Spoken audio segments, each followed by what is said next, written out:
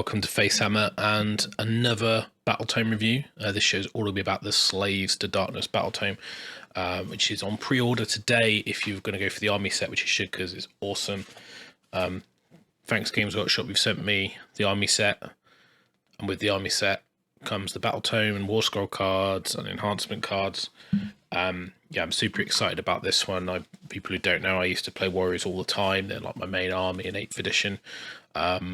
I've always loved Chaos Warriors. I think they're like the favourite thing ever since I was a kid, and I got Hero Quest and the Chaos Warriors are in that, and the Chaos Sorcerer. They've always been one of my favourite aesthetics in Warhammer. Slaves to Darkness, I'm really excited about this. Now, I will say that this Battle Tome is significantly changed. If you play Slaves already, you're probably used to quite a lot of powerful synergistic abilities, rerolls on saves, very strong mechanics, unique mechanics. A lot of them are gone. So in this show, I'm going to talk through the Battle Tome. I'm going to talk through all the match play rules.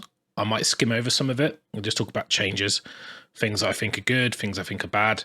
It's my first impressions. I've not played with the new book, and I haven't played a lot with the old Battle Tome, although I did kind of theory it a lot, as it's one of the armies I wanted to collect, and I never got around to painting the army, but that will change, hopefully. So I'd quite like to resurrect the army.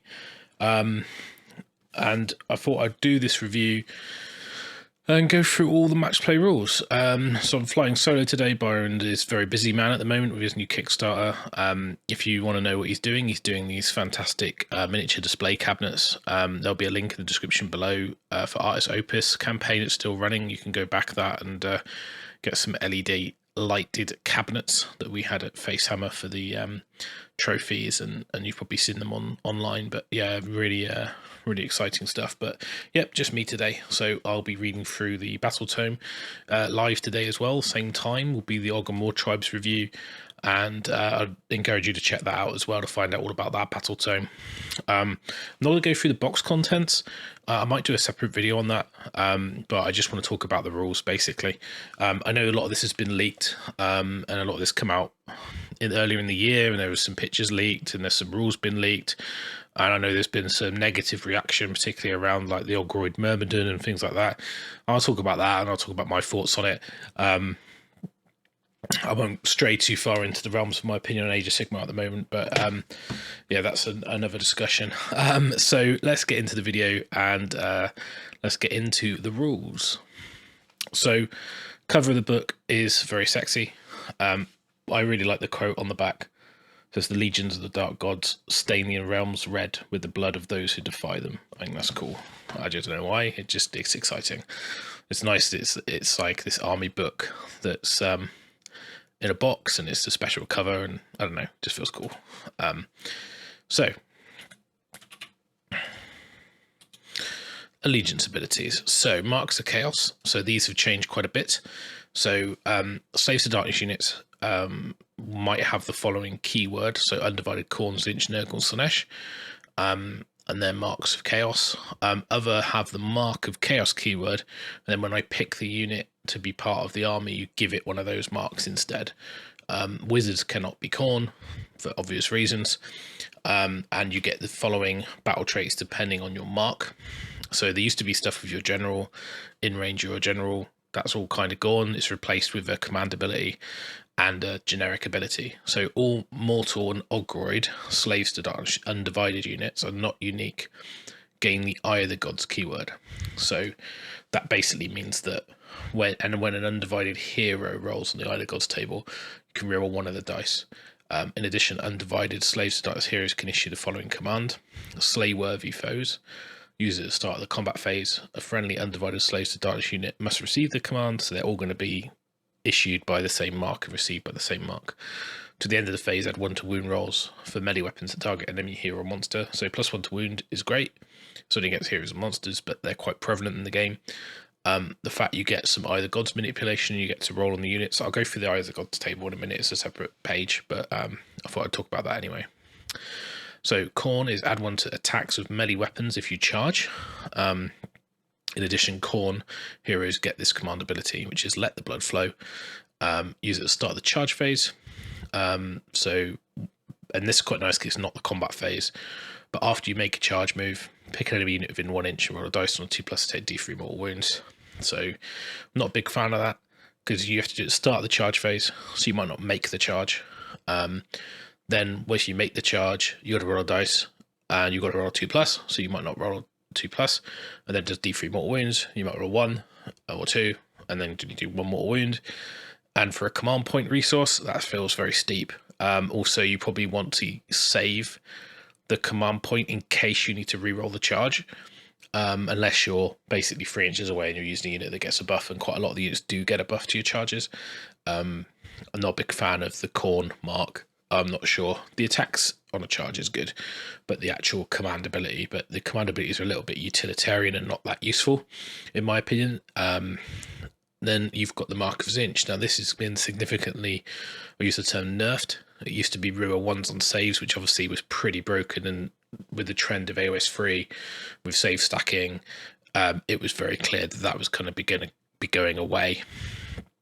But what's good about this is you get a roll when you're affected by a spell, and on a 6 it doesn't have any effect.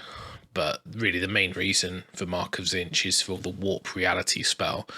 And what's really good about this is that it has a casting value of a 6 and a range of 9. And if it's successfully cast, you can pick a Tzeentch Slaves to Darkness unit visible to the caster, remove it, and set it up again within range of the caster and more than 9 from enemy. Now that's quite an important distinction, that this spell doesn't allow you to teleport across the table or anywhere on the table. You teleport to the wizard, but they could be anywhere on the table that's visible. So it's almost the reverse. But if you actually, there's some nuances with this, which doesn't say you can't move in the following movement phase. So you could deploy them 9 inches forward and then move and then charge. So it gives you an extra 9 inches if your wizard's on the, so if you're using like a unit of Chosen or something like that, you can get an infantry unit moving around from one side of the board to the other very quickly. And if you had 2 Tzeentch wizards, depending on where you wanted to go, you could cast it and pull them over here, or you could then next turn pull them over there. So the mobility of that is really good. Also, it does allow you to pull units out of combat, which then would allow you to move and charge something else. So it's actually an effective way of retreating without retreating. It is cast on a 6. And I think it's one of those weird spells that it would be game breaking if it went off, but then if you didn't get it off, it would be tough because you might be relying on that. Again, so it's a bit dangerous to be playing too much around it, but yeah, I like it. I think it's good. Initially, it feels a bit underwhelming, but I actually think it's very powerful in the game if used correctly.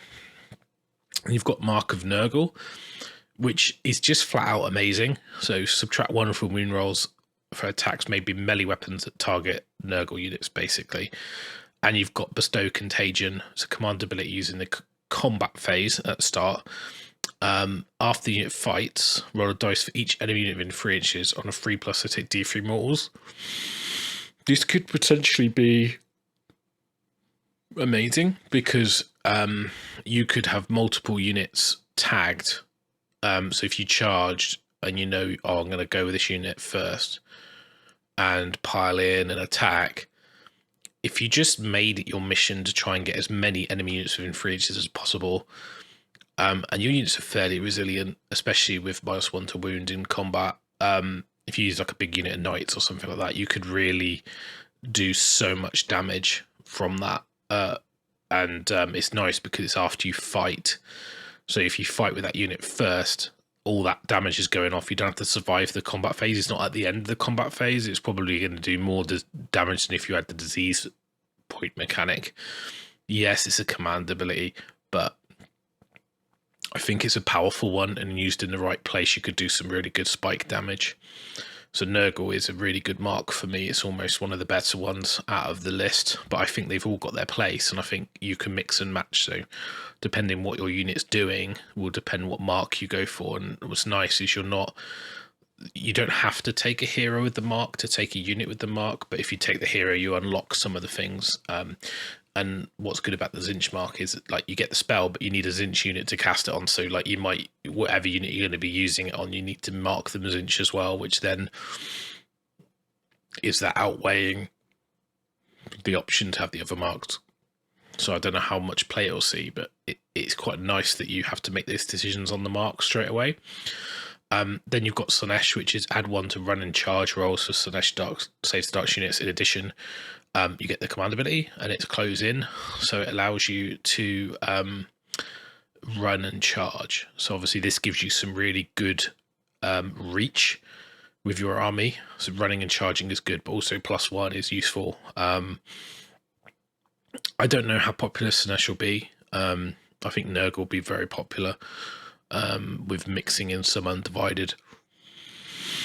Maybe Khorne Knights, because if they charge, they get +1 attack, which is very powerful when you multiply that out on weapons that are have got high rend and high damage, and you're not bothered about the command ability, so you don't need to have a Khorne hero, but you might just mark your 5s of Knights Khorne for that damage spike on the charge, and then, you know, your defensive warrior block will probably be Nurgle, and then you might have some unit of Zinch that allows you to, and the Wizards are going to have marker Zinch most likely, or Undivided. So yeah, kind of good, kind of useful.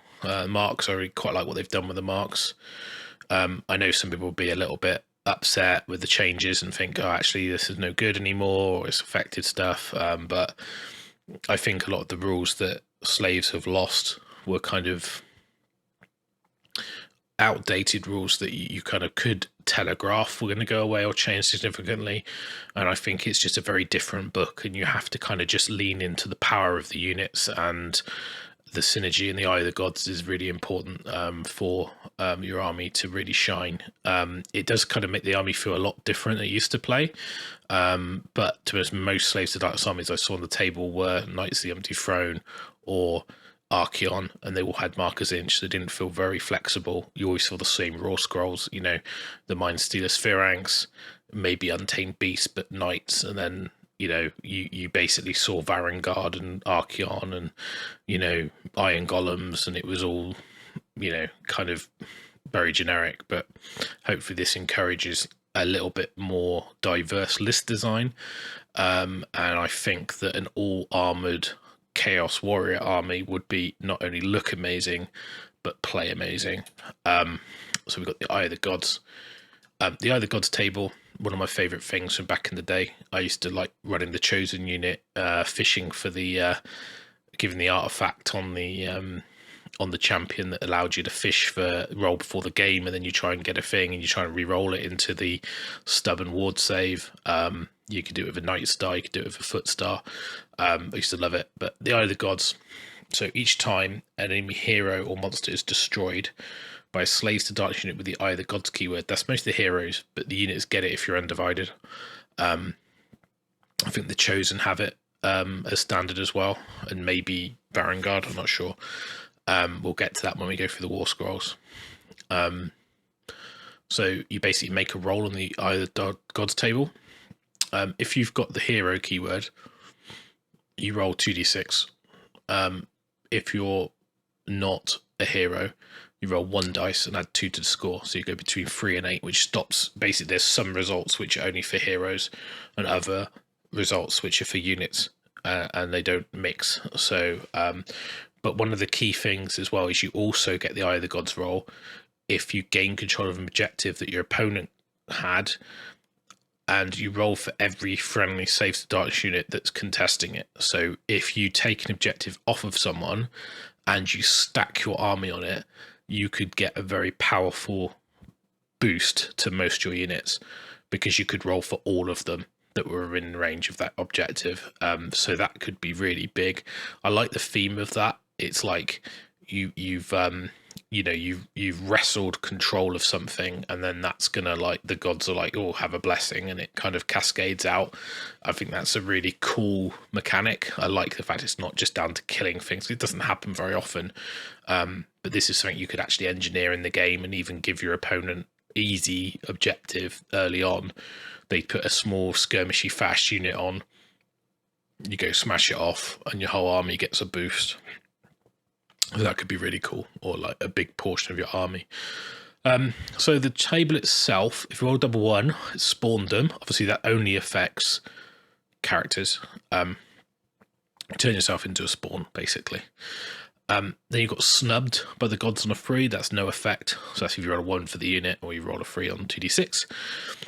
Mutative regrowth, you can heal D3 wounds. And if you don't have any wounds to heal, it doesn't do anything.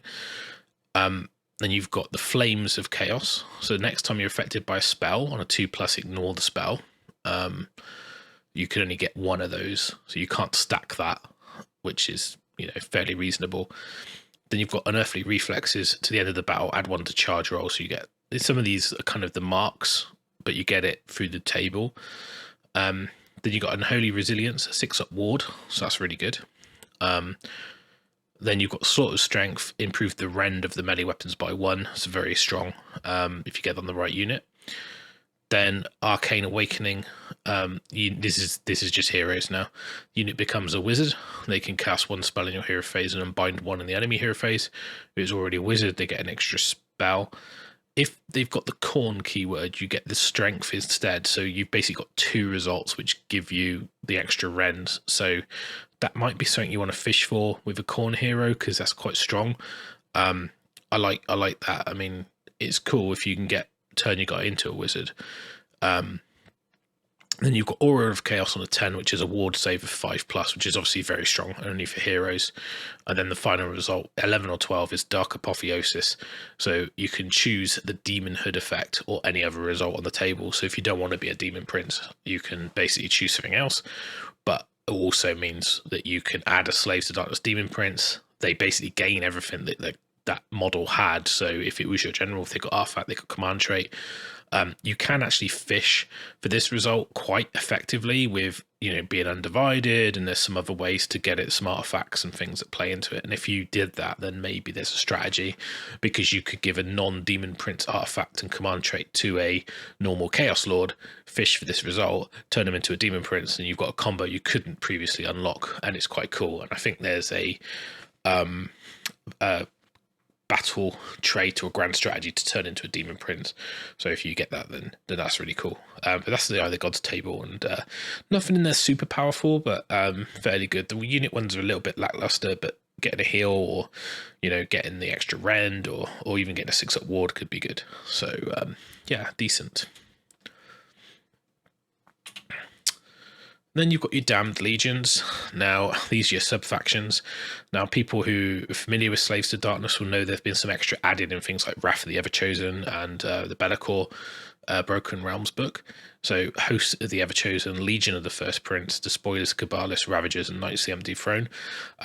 We will get into them in a minute. I would say that Legion of the First Prince is a little bit controversial, because obviously it was Be'lakor's host. It was a demon army. It's now a Slaves to Darkness army. It does unlock Furies as battle line, but basically you're not running lots of demons. You have to have some mortals in there. And I know some people who like the old school Demons of Chaos Legion of the First Prince will be a bit disappointed by that. And although you can put demons in, and you can use things like Sinesh or Zinch or Khorne demons, you're not running a pure demon army, and maybe that's not really what people want. So it's very different. Knights of the Empty Throne was kind of a bit of a jank army for me.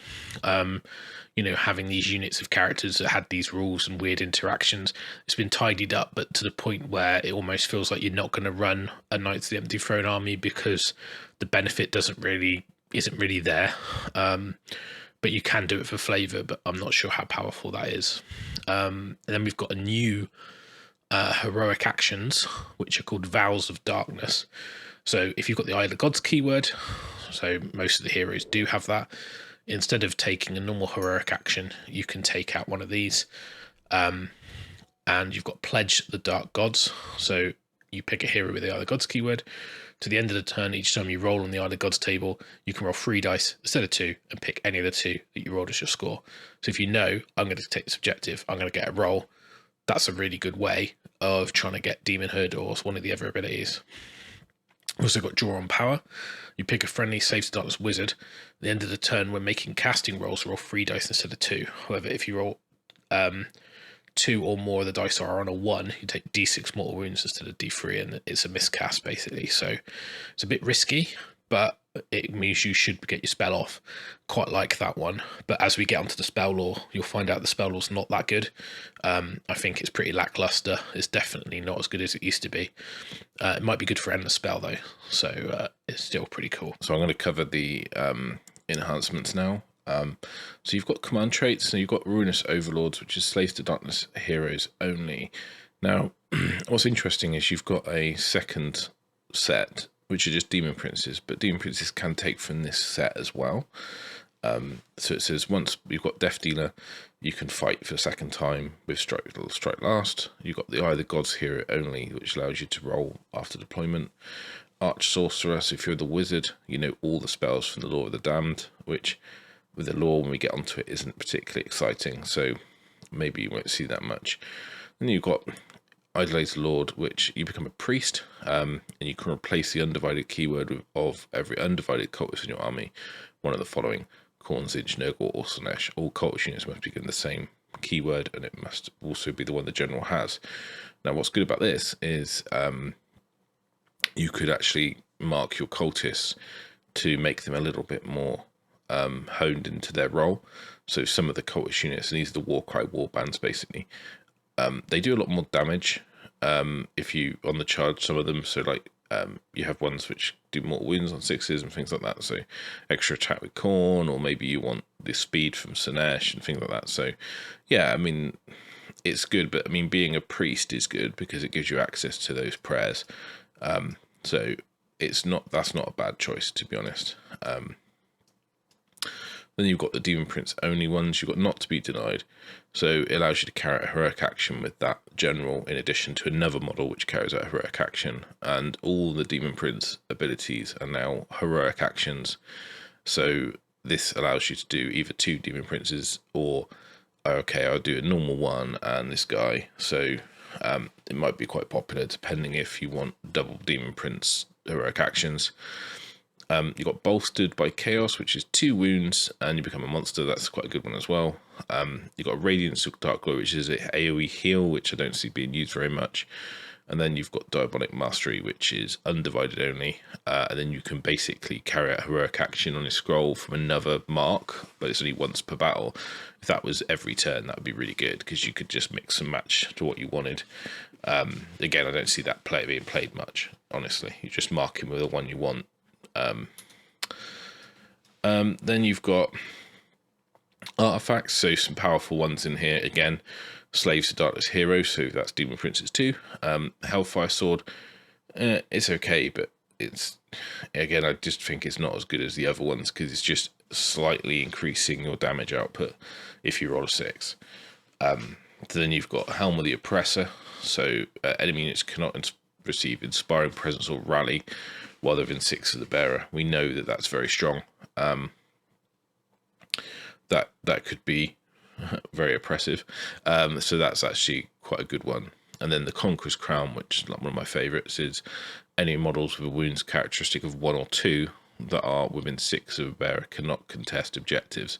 That's just fantastic. You can just charge a unit that's on an objective and then basically stop it capturing, take it back, the objective back straight away. Yeah, I think that's amazing. There's a lot of units with 1 or 2 wounds that will apply to. Then you've got the Wizards only, so you've got Familiar, allows you to get an extra spell from the lore, and it could be a different spell to the one you know. Infernal Puppet is you pick an enemy wizard every time they cast, they take D3 mortals. It's a bit niche. It could be very strong in the meta against certain models like, you know, Nagash, maybe Teclis, even Kairos, things like that, because it's just damage. It could kill a 2-cast 5-wound hero. It makes it risky casting with them, but most people probably just, I won't cast one of their spells for that turn, and then you're not going to die from it, and then, you know, it's like, it's okay, but it's once per battle. If it was every phase, it'd be amazing. Once per battle, and you know, you're using an artifact slot, and so I'm not sure about that. Then you've got the Helm of Eldritch Command, which basically gives you Kairos' ability to take control of endless spells. Again, it's a bit niche. It doesn't do anything if they don't have an endless spell. Most endless spells do their impact when they're cast. They're not normally left floating around doing damage. I know Purple Sun's very prevalent at the moment, but you've got to unbind it, and you don't. It's hard to do that anyway, so I don't see that getting played much. It's too niche in my opinion. Then you've got the Demon Prince artifacts. You've got Helm of Many Eyes, gives you strike first. Now, Demon Princes always used to have strike first, so I think Undivided do now. So you can still have a strike first Demon Prince, but it might be one you take. But I just think the other two artifacts are so good that you're going to be taking those. You've got the Doom Bringer Blade, which allows you to pick an enemy hero monster to the battlefield, and you get +1 to wound for your whole army for melee weapons. So that's also quite good, particularly in the meta. If someone's got like a big, powerful, monstrous hero, and your whole army's going to get a buff, and it doesn't, it just doesn't matter if you're dead or not. That just persists for the game. So it's not a bad one at all. It's the sort of thing you easily forget though. Then you've got the Realm Warper's Twist Rune. Once per battle in your hero phase, you can pick a terrain feature in 12 of the bearer. Roll dice for each model within 1 inch of that terrain. For each 6, the model's unit takes a mortal wound. In addition to its hero phase, it blocks visibility. So it's a bit like the old Pitch Black thing that they used to have. I don't really like that one. I don't think you'll take that. It's a lot of words, a lot of roles, a lot of situations that I'm not sure will come up. Is each model within 6. And it's each model within 1, and it's only on a 6. So yeah, and the block line of sight thing, sure, but how often is that going to be important? Yeah, I don't like that at all. So spell laws. So this is Slaves to Darkness Wizards. Now this is the Law of the Damned. Now I think this has been kind of watered down quite a bit. I mean, the immediate thing is the teleport's gone. Master Darkness isn't there. I know you've got the Zinch one, but it's restricted, and it's not really a teleport. It's more like a recall. So I don't think these spells are great, to be honest. So like they're very short range. So you're like Binding Damnation. So it's on a 7, which is again not easy to cast. Range of 12. Pick an enemy unit within range invisible, and they get strike last. So it's quite a good effect. But obviously short range. You got the Spike Tongue Curse, which is on a 3 range of 12, and then if you cast it, then that unit takes 3 mortal wounds. But if you don't cast it, or it's unbound, you take 3 mortal wounds. So it's all right to cast if you've already drawn out all their unbinds. But honestly, it's like I don't see it being played much. I mean, you're pretty much going to cast it unless you roll a double 1. So I'm not sure. You might risk the big 3d6 heroic action cast, but yeah, I'm not sure. You've got the Chaotic Conduit. It's a range of 7 again. Cast on 7 and a range of 12. So again, not very reliable. You pick the Eye of the Gods unit. Immediately roll on the Eye of the Gods table, so that's okay because you can fish for results. So I quite like that one. That's one of the spells I do think is good, because the range doesn't really matter. It's not wholly within range as well, so you can like ping a unit of Chosen or something like that and try and roll something sexy. If you're playing Undivided as well, it kind of goes up in stock because most models get the Eye of the Gods keyword. And you got Ruinous Vigor. There's a spell with a casting value of a 6, range of 12, and you pick a friendly Slave to Darkness monster. To start the next hero phase, use the top row of its damage chart. Now, it's Slaves to Darkness monster, so it's not an allied monster. Most of the Slaves to Darkness monsters are pretty rubbish. You've got like the Slaughter Brute, the Mutilith, Soul Grinder. Then I think you were into the realms of stuff like Manticores, and it's like they're a lot of what I'd call mid-range monsters. There's no like Maw Crusher /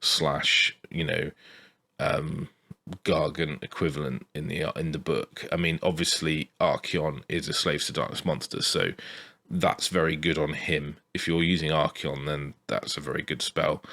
He can cast it himself. It's only on a 6.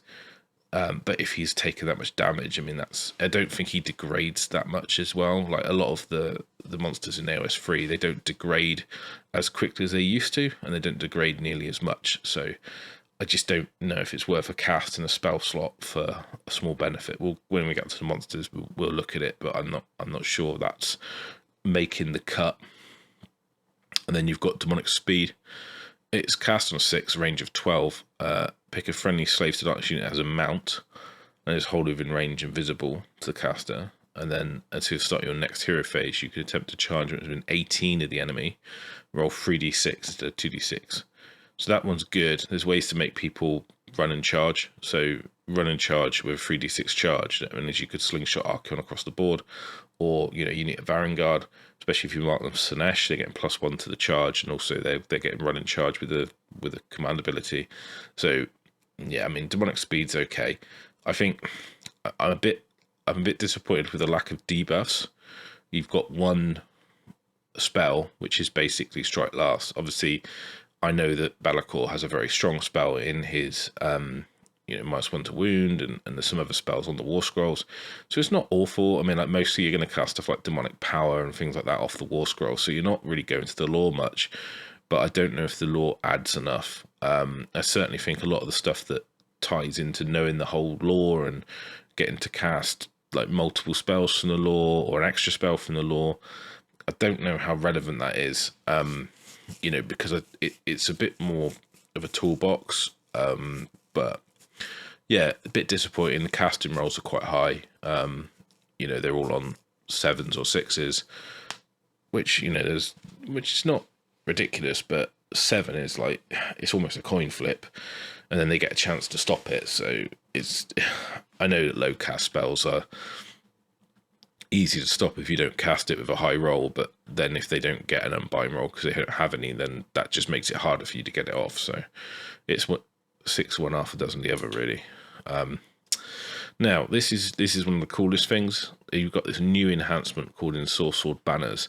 Now these are unique. You always get one, and then you can give it to chosen warriors or knights, and then if you're getting extra enhancement, you can pick from the banners. Now these are really good. Now I think you're going to see 1 or 2 of these in every list. I think you can really enhance your army with these. So you've got the icon of the blasphemous icon. You can subtract 1 from chanting rolls for prayers chanted by priests that do not have the chaos keyword. So that's great, because basically the enemy priests, normally they're 1d6 roll and they're on 3s or 2s. Moving that to 3s, 4s, that's a big deal, because it reduces the odds significantly. I think it's a 16% drop in the odds so it's quite a debuff. And if any army like Fire Slayers, Daughters of Cain, King Broad, all these models that are priests that rely on these prayers, suddenly like that's a big swing in the impact in terms of if they don't get those prayers off, it has a big impact. It's a bit niche, but I do like that as a utilitarian thing. If the meta has a particular set of models that you're worried about, or armies that are using priests, you got the Dread banner. So some of these are kind of old school banners from the old book. Undivided only. Each time you roll in the gods table, you roll 2 dice instead of 1 and pick 1. So it's more likely to get one of the more beefier effects. Again, I quite like that. I'm not sure you'll see that play much, but it's cool. Banner of Rage is Khorne only. Add 1 to wound rolls for melee weapons. It's great. It's a great buff. You've got the Blasted Standard for Zinch units. They've got a 4-up ward against missile weapons. Again, that's fantastic. Especially depending on the meta. If you've got a unit of knights or something with that, and then you charge, you take the Unleash Hell, you've got a 4-up ward, they've got a good armor save anyway. That could be really good in certain matches, like like bow snakes and things like that. So I really like that one. Now this one is like amazing, and that's the Eroding icon. So it's Nurgle only, but you worsen the rend of melee weapons used by enemy models by 1 while they're wholly within 12 of this unit. So that's that, and it's wholly within, but every enemy, it doesn't have to be attacking this unit, it just has to be wholly within 12 of this unit, not the model, the unit. So this is really strong. This is like a bubble debuff. So I really like this one. I think this will be in most lists. If you're going to take one of these in your standard list, a Nurgle Warrior block, because they're already going to be -1 to wound, and then this is then worsening the rend, it makes that unit very, very defensive, but also it protects the rest of your army if you're nearby. Then you've got the banner of Screaming Flesh. Slaanesh only get add +1 attack if you made a charge. Again, that's quite strong. Particularly good on things like a unit of knights that are going fast, because you get run and charge, you get +1 to charge, you can get a 3d6 charge with the spell, and then you get +1 attack. So Khorne gives you +1 attack anyway. And then you could just have 1 to wound rolls if you take the banner of Rage. So some of these effects, you kind of feel a little bit like the old marks mixed with the new marks, kind of give you the power level. I do like the idea of these icons.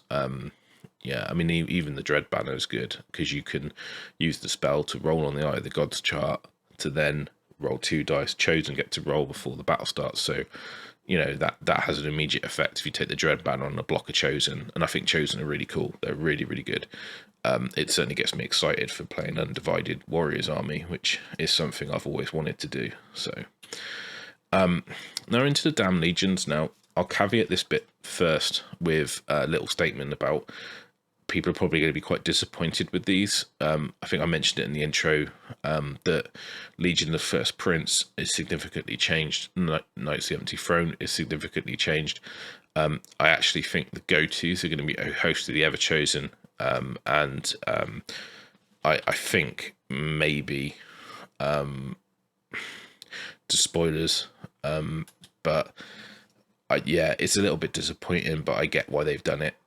You need to bring them into one battle tome, because those fringe books like Wrath and things like that, they kind of seem to get phased out as the battle tomes come out, and they roll those rules into those books. They're almost like a patch until the book comes out.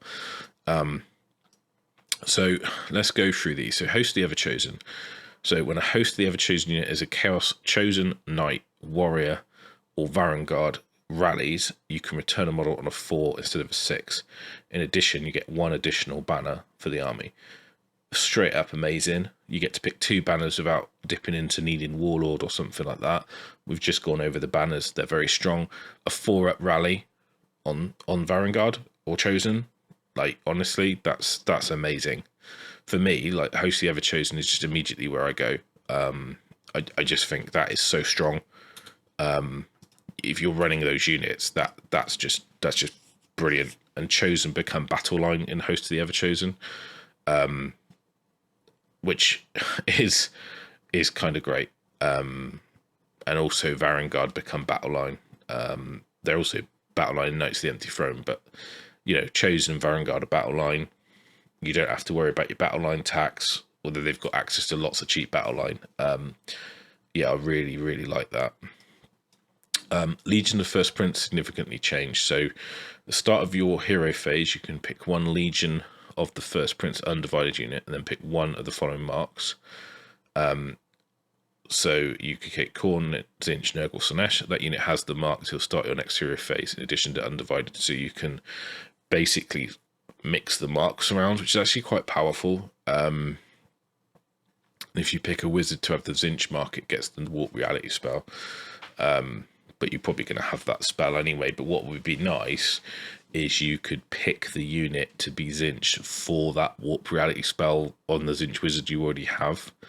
Because you could make a Tzeentch wizard, and then you can go, right, this turn, this unit I want to teleport is going to have the Tzeentch mark, then you can cast a spell on them. So, and it says allied bloodletters, horrors, plague bearers, demons benefit to the marks of the gods battle trait, as if they had the Slaves to Darkness keyword. So it buffs the demons that you take as allies, but then because they're allies, you can't really take much of a unit, maybe 1 unit of demons, like as significant. You know, if you take like 1 unit of 20 plague bearers, you've basically used up your ally pool on a unit of mediocre infantry. You know, pink horrors, you take 10 pink horrors, you've got 250 points, you've only got 150 points left. So what you're going to take, like demonettes, 10 demonettes or 10 bloodletters? I mean, they don't really do enough for that. So I just don't think you'll take demons. Maybe you'll take one tar pit unit of plague bearers because they get, you know, they're -1 to wound. But I think a lot of the demons' abilities are tied into the allegiance of the books. So, you know, like you won't have a ward on the plague bearers because that's an allegiance ability. It's not a war scroll ability. So you're not going to take plague bearers over chaos warriors. So I just don't see the point of that. Furies do become battle line. Furies are quite a good unit because they've got 6 models, got 2 wounds each, and they get to retreat, fly away instead of fighting. But the returning models to units is gone. You know, summoning 3 units of demons are gone. You know, in fact, you can have an all mixed demon army's gone. So Legion of the First Prince seems very, very different, and people who've got a Legion army would probably be quite upset because their army is basically invalid. I feel your pain. I had Legion in the Gash army that I've still not been able to make a Soulblight legal list out of because I just haven't gone back to it to paint the models needed. You know, my Nighthaunt army is too big now because all the models I had for that have rolled into my Nighthaunt, but they're not good in Nighthaunt, so it's like, you know, yeah, I understand the pain. As a Tomb King player, I get it. This is why I tend to stay away from these kind of fringe lists that are in supplements, because every now and again they either get rolled in or they get removed or changed significantly to fit into something. And I think a lot of people who played Legion wanted Demons of Chaos and wanted a Demons of Chaos style book or faction, and that's just gone away because Legion was that was the only way you could really do a mixed demon army.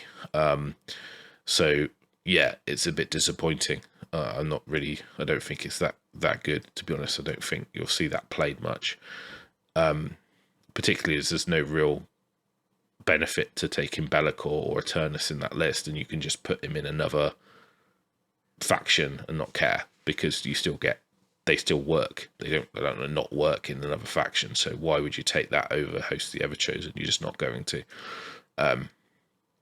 Then you've got Cabalus. So all your heroes become wizards. If you're already a wizard, you get an extra spell. And you know, an extra spell from Law of the Damned. And you can do this draw power heroic action multiple times if they're within 3 of each other. It's thematic. It's quite cool. Are you going to be doing it? Probably not. You might be able to write a janky endless spell list around it and doing the action, but then like there's a risk that you miscast. And to be honest, the spell law's not good enough to warrant investing into it that much. You know, you'll get a lot more benefit out of having a second Ensorcelled banner, so I don't see that being played. It doesn't really affect your battle line choices from what I remember.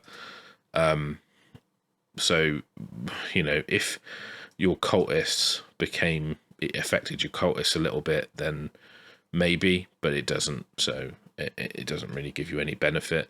It's okay. It's kind of a thematic one. I don't think you'll see play in competitive play much. The spoilers, this is pretty good. I mentioned that I don't think the monsters are very strong in slaves. You might be an all monster list. I don't know.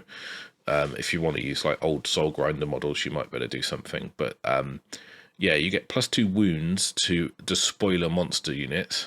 In addition, each despoiler demon prince can be given a command trait in addition to your general, which can be used if they were the general. Each trait must be different. So you get to have multiple command traits on your demon princes, and you get +2 to despoilers monsters. Now, if you take the command trait on a demon prince that gives you 2 extra wounds, then immediately you've got +4 wounds and a monster. So that's actually quite good on a demon prince.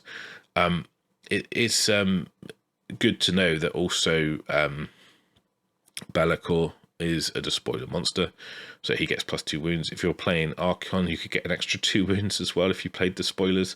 I don't see it being played that much, but it's okay. I mean, it's not bad. Ravagers, it's an interesting one.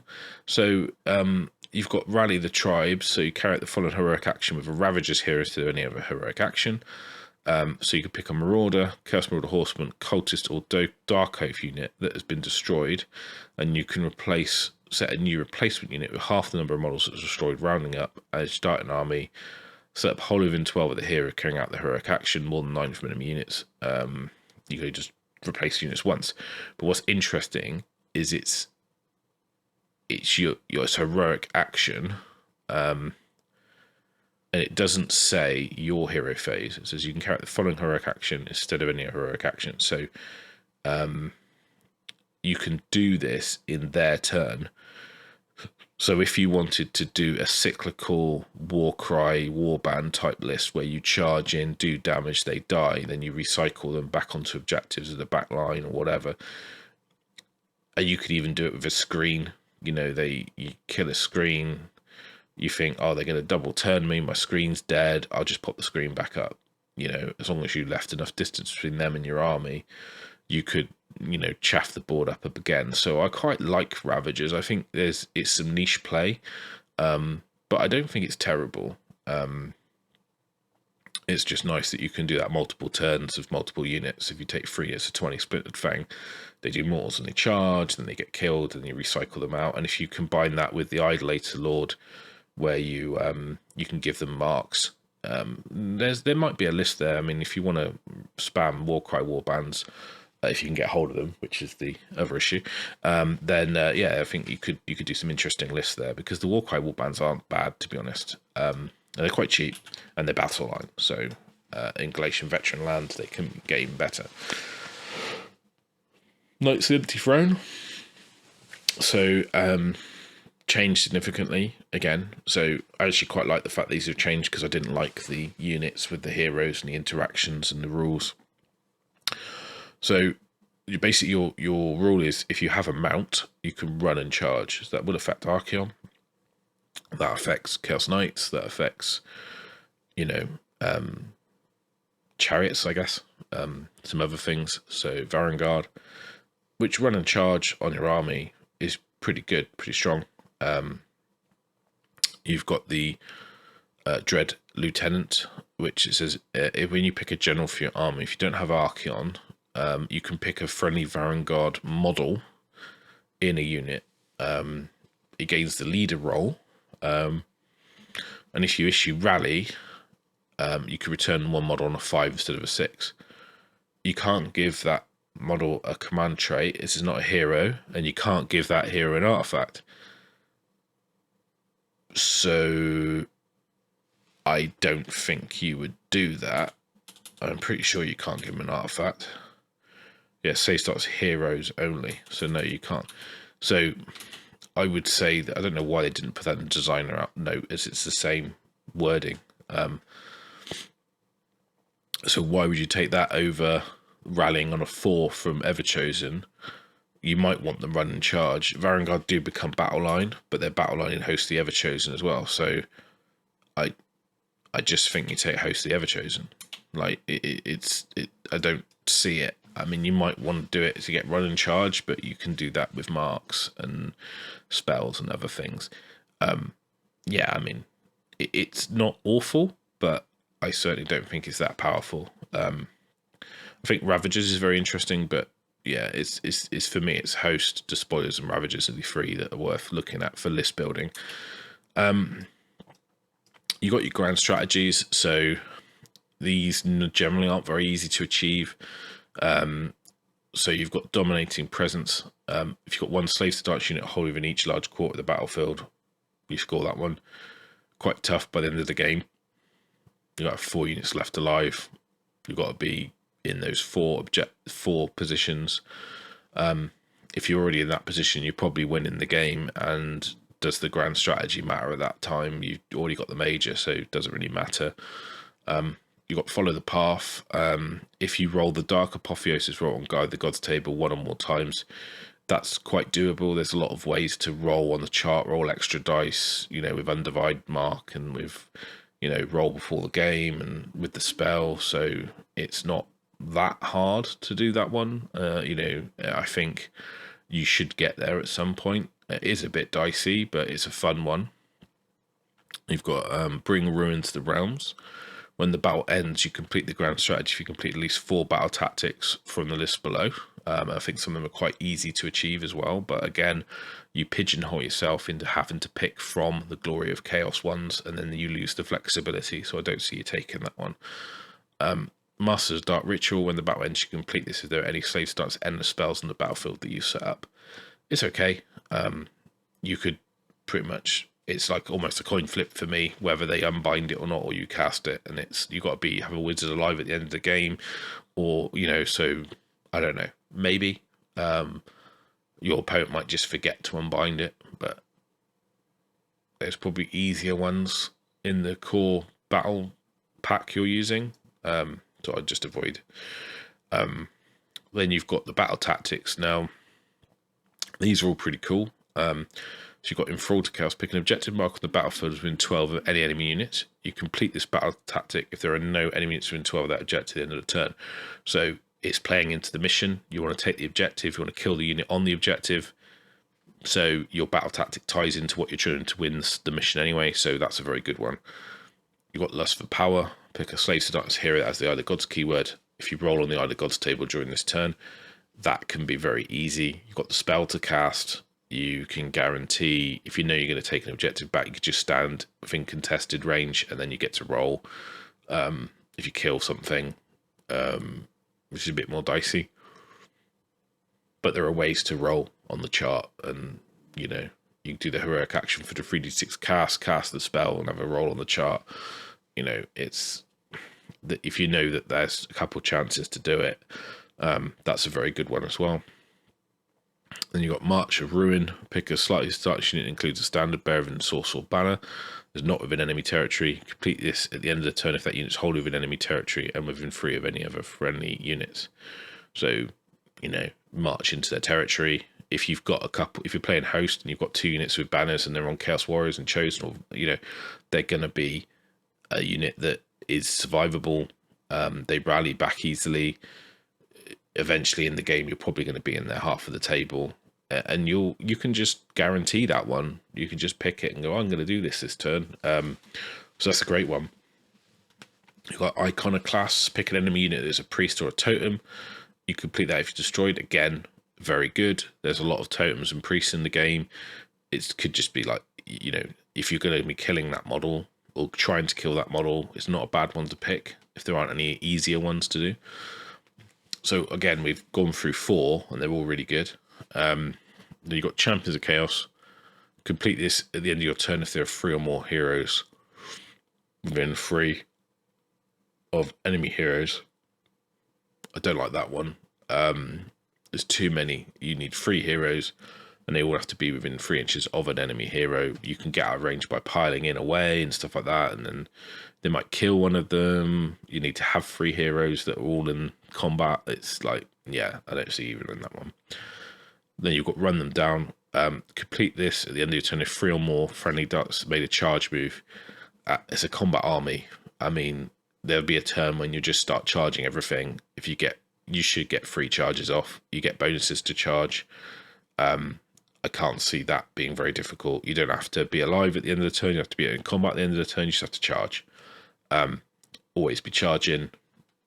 That's also very good. So you look at those battle tactics and you think, I could achieve a lot of those very easily and don't even need to touch the handbook, which gives you a lot of longevity in terms of you can write a list around these and not care about the handbooks. You're not really affected by the handbook changes as much. It's a bit unusual. Normally the handbook's your main and these are like your supplementary, but these are almost your main and the handbook's your supplementary. I think they're really good. Like they're really, really strong. All decent, easy to achieve. Good toolbox list. Got some core battalions. So you've got the Chaos Warband, which can be unified. That's 1 hero that doesn't need to be, or leader, sorry, that doesn't need to be Behemoth. It can be sub commander, commander, whatever. Loads of units and a Behemoth, maybe 1 drop. That's nice because you could have your Chaos War Shrine, loads of units and Archeon, and no other heroes, and that's a 1 drop army. Whether or not you want to do that route over the Battle Regiment, you're probably going to take Battle Regiment because you want the extra sub heroes, and you're probably never going to have more than 5 units, but you might do. It's nice to have an extra option. And then you've got the Overlords of Chaos, which is just Varangard units. And again, 1 drop or, Expert. And the other one gives you Slayers. But I don't think you're just taking the 1 drop. But then you know, that's 6 units of Varangard, but Battle Regiment is 5 units of Varangard and a hero and a sub commander. It's like he's probably better off just taking that. It might be useful if you took Knights of the Empty Throne and you could take 6 units of Varangard and then have a hit your general as one of the Varangard models.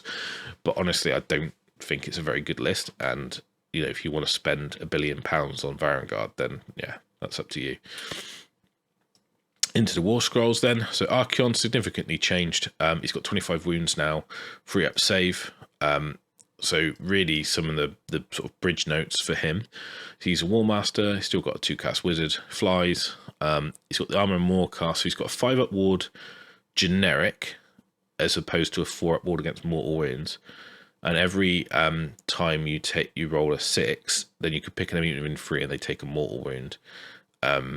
So it's pretty good. I mean, the fact he's got a 3-up save and a 5-up ward. Obviously, Marker's Inch has changed, so you don't get the reroll 1s. So an Oracular Visions has changed to a ward save. So basically, you can't save stack as easy. So Mystic Shield becomes more important to cast. So it's quite a big debuff now that you don't get to get +1 save generic across multiple places, then all out defense, then Mystic Shield, net +3 save, and then reroll 1s. It's like that's all gone. His command ability cannot be used on himself when you fight when you die. So, but again, that's still quite strong. His Crown of Domination has changed. So now enemy units cannot receive Rally and Inspiring Presence while they're in 12 of the unit. That's really strong. Like, it's really good. Just a AoE can't rally, can't be inspired.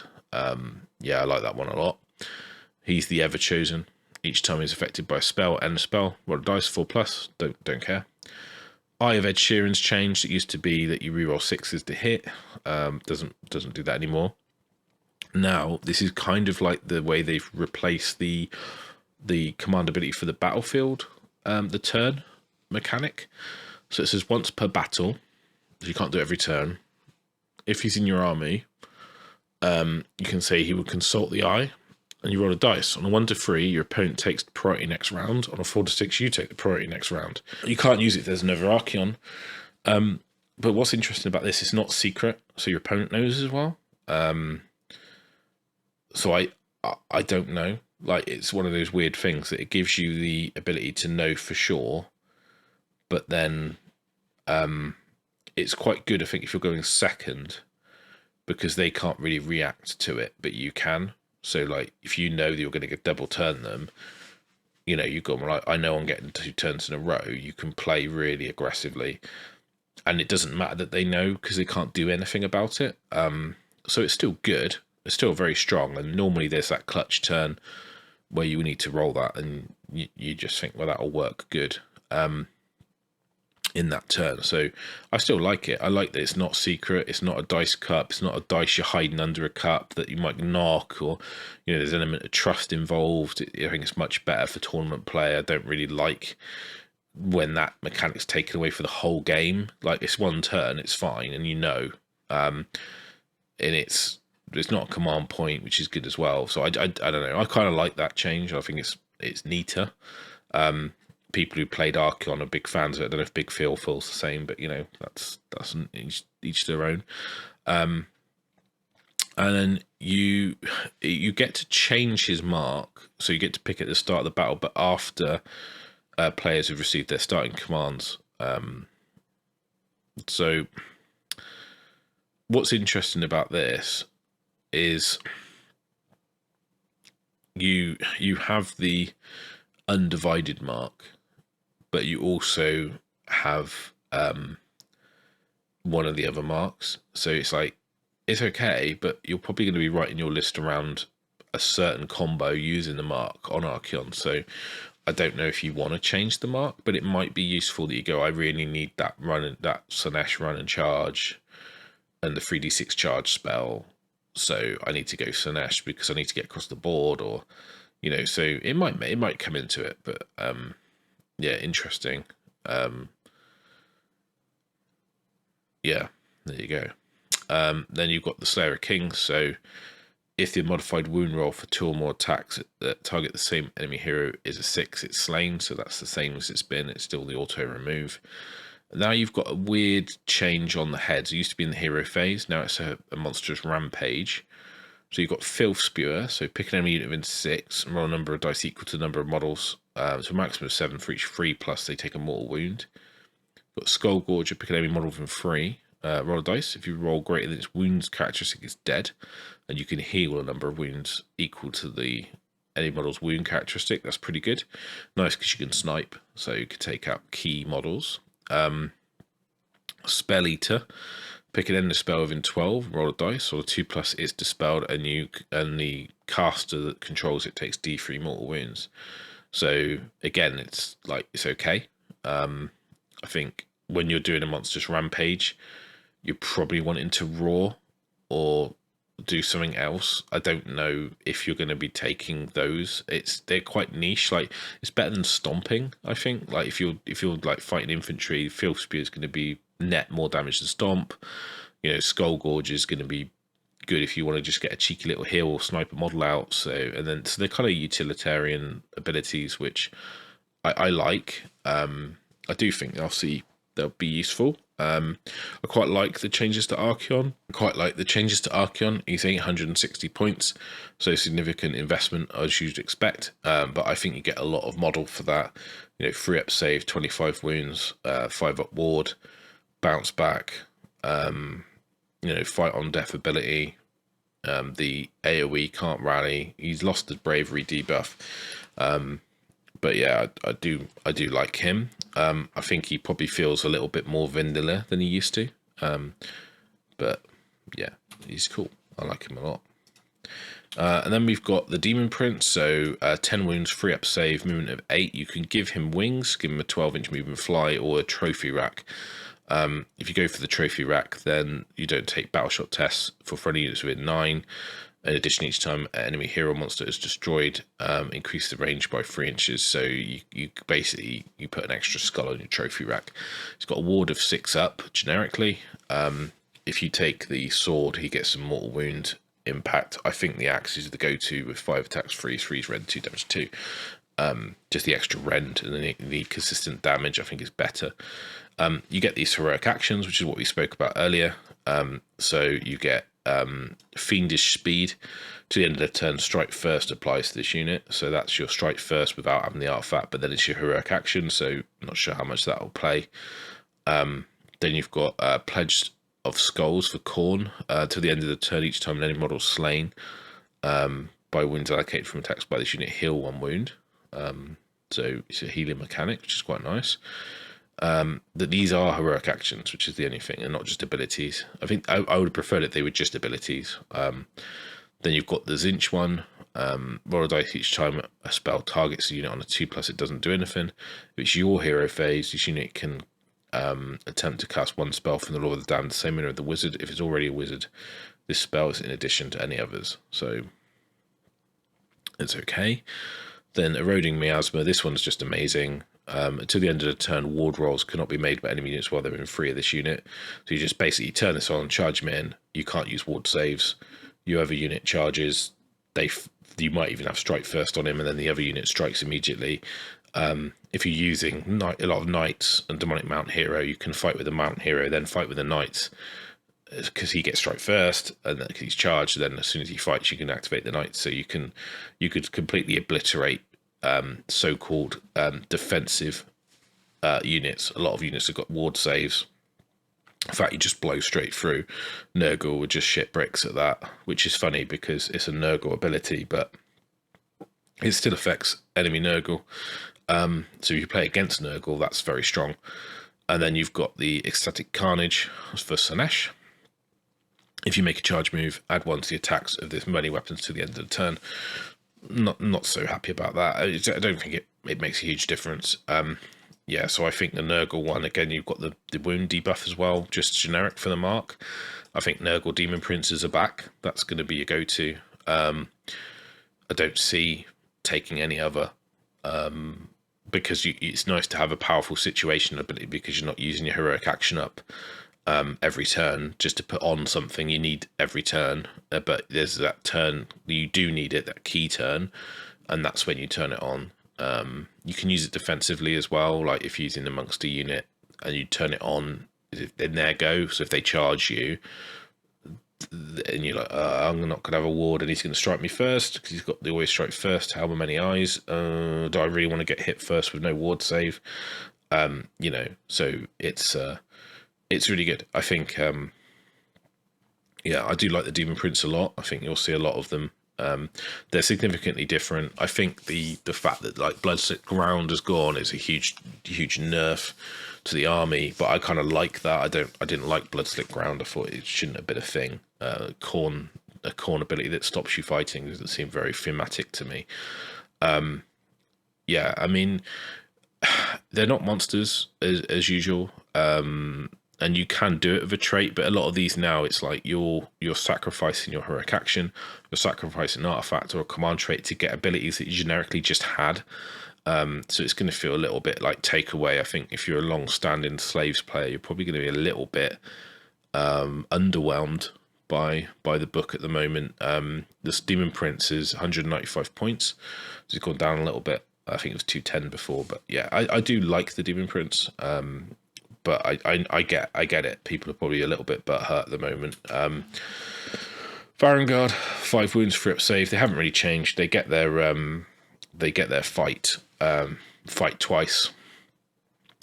Weapon wise, I'm not sure what I would go for. You can mix weapons, but obviously the spear gives you more rend on the charge and +1 to wound rolls, doesn't give you extra damage. And Source of Weapon is just flat. 5 attacks, 3 from 1 damage 2, which I quite like. And then the Demon Forge Blade has a chance to do mortals. It does have a 4-up ward against mortal wounds. I think they used to have a spell ignore, but that's gone. So you almost need to like start leaning into Zinch if you want to use that. They don't have.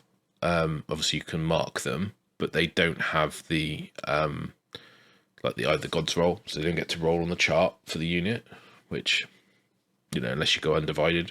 And then, so yeah, I'm not sure. I like Varangard a lot. They are a bit pricey, so I think they're 290 points for free. And they can be battle line. They're good. I mean, they hit hard, and they get the extra attack activation with Relentless Killers, and they're elite. So yeah, not awful. In a host, rallying back on a 4 could be quite oppressive. You've got a unit of 9 of these, because basically you can just go, well, I'll have 9 of them. I'll go charge stuff, kill it. Once they've killed whatever I've charged, then I'll rally back 4+, you know, in host. So, I mean, obviously a unit of 9 is almost 1,000 points, so it's quite a lot, but because they're battle line, you could double reinforce. Probably find 6 is more appropriate, but yeah, still cool. Be'lakor pretty much does what he does. He hasn't really changed. I really like Be'lakor. I think he's great. Enfeeble Foe's a great spell. I mean, much more to say about him, really. Points-wise, he's... always struggle to find him. He's 355, so I think he's gone up slightly. Don't know why. But he's Legion, the First Prince, Undivided, Demon Prince, Hero, Monster, Wizard, Be'lakor, so he does get, because he's Undivided, he would get the benefit of the mark, I believe. Oh, he doesn't have the mark. He has the mark of Undivided. But he's not a mortal or Groid Slaves to Darkness Undivided, so he won't gain either gods because he's a demon. So that's not going to come into effect. He could use the Slay Worthy Foes, so that's interesting in an Archeon, because I think Archeon does have the mortal keyword, which doesn't really play into his. But he also got the demon keyword, yeah. But yeah, I'm sure he could roll on the Either Gods, which is a bit weird because, you know, you could turn Archeon into a demon prince, and that's very much against the law, because he's the whole point of him. He kind of rejects that gift. So yeah, interesting. No, Be'lakor's pretty cool. He's always been good. You know, flat damage 2 on all his attacks. I'm not sure if that's what it was before. You know, he might have changed slightly, but yeah, the Dark Master ability is still there, and that's the reason you take Be'lakor. He's a 2-cast wizard, he's a monster. So yeah, he's decent. I like him a lot. He does have the Demon Prince keyword. Yes, he does. So in spoilers, he would get the benefit of getting the extra wounds, I believe.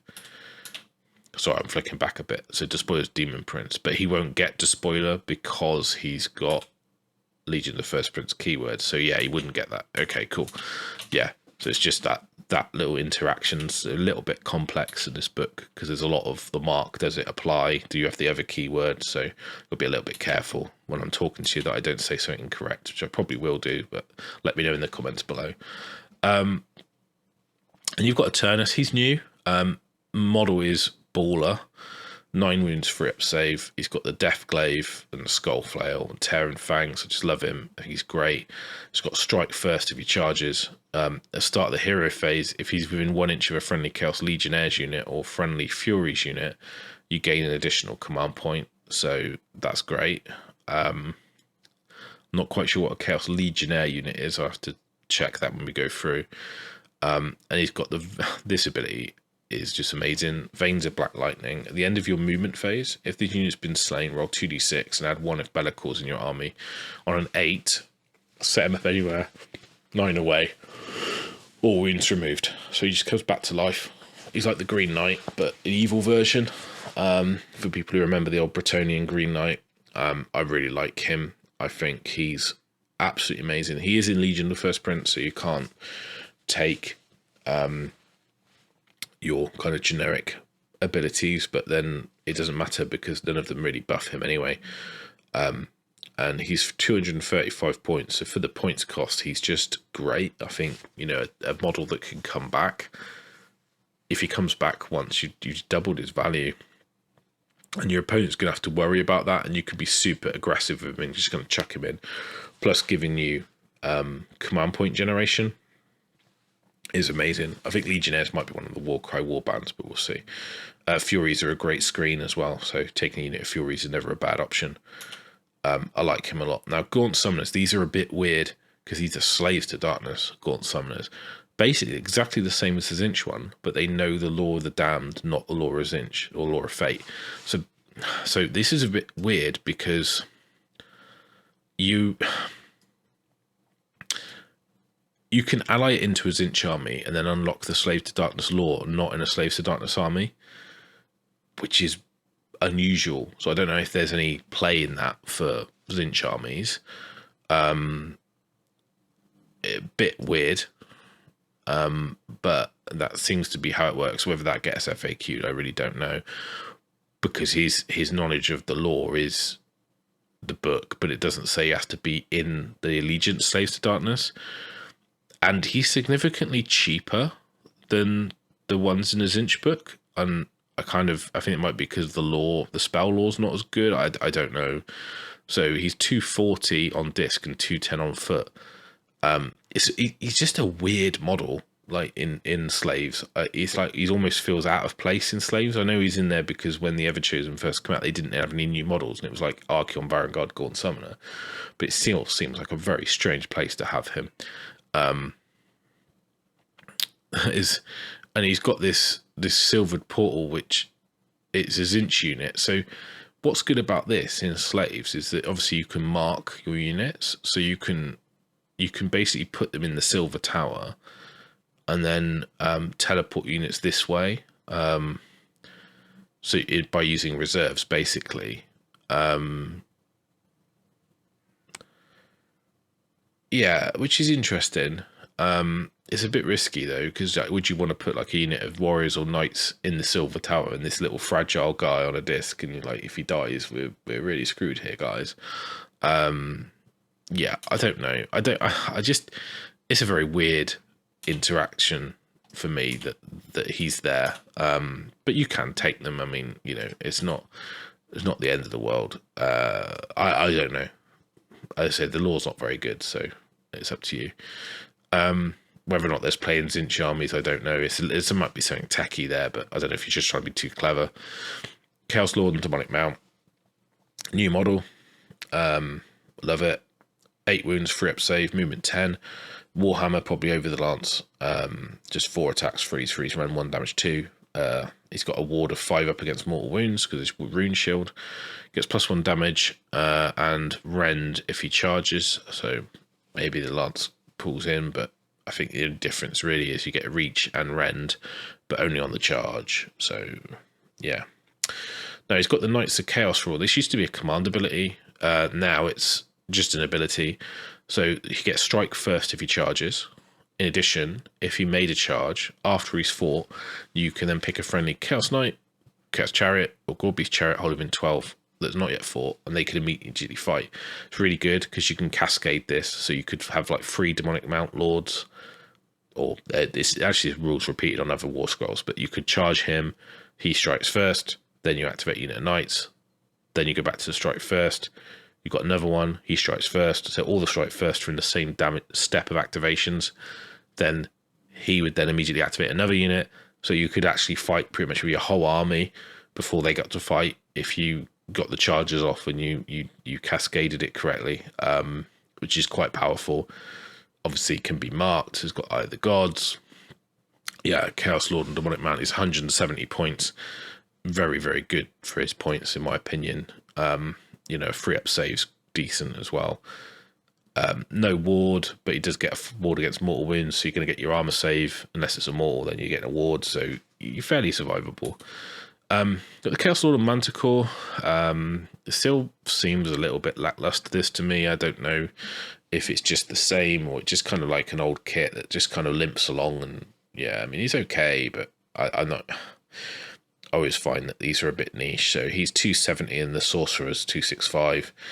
So they'll give him a 3-up save if he's got the Rune Shield, which you probably will do. You got the bus on the Manticore.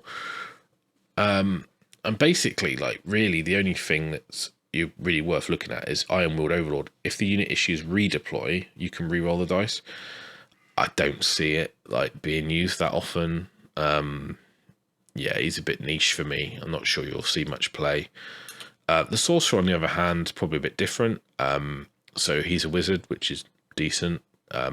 Oracular Visions, which has changed. So this is now not +1 save. This is a 6-up ward for a mortal unit, which then doesn't really go on Archaon very well. It does go on your Warriors and Chosen well, which is pretty good. And then he's got the spell Wind of Chaos. It's on an 8, so it's quite hard to cast. Range of 18. Pick an enemy unit within range invisible. Roll a number of dice equal to the number of models in the unit. For each 5, that unit suffers 1 mortal wound. For each 6, they take 2 mortal wounds. So I like that spell. I think it's decent. Because it's not... you don't roll per model in range. You roll for the unit. So if there's 1 model within range and it's a 20-man unit, you'd roll 20 dice, and then, you know, that's quite a lot of mortal wound output. Like, you know, so I actually quite like that spell. It's on an 8 though, so that's really hard to cast. Does he make the cut at 265 points? I don't know.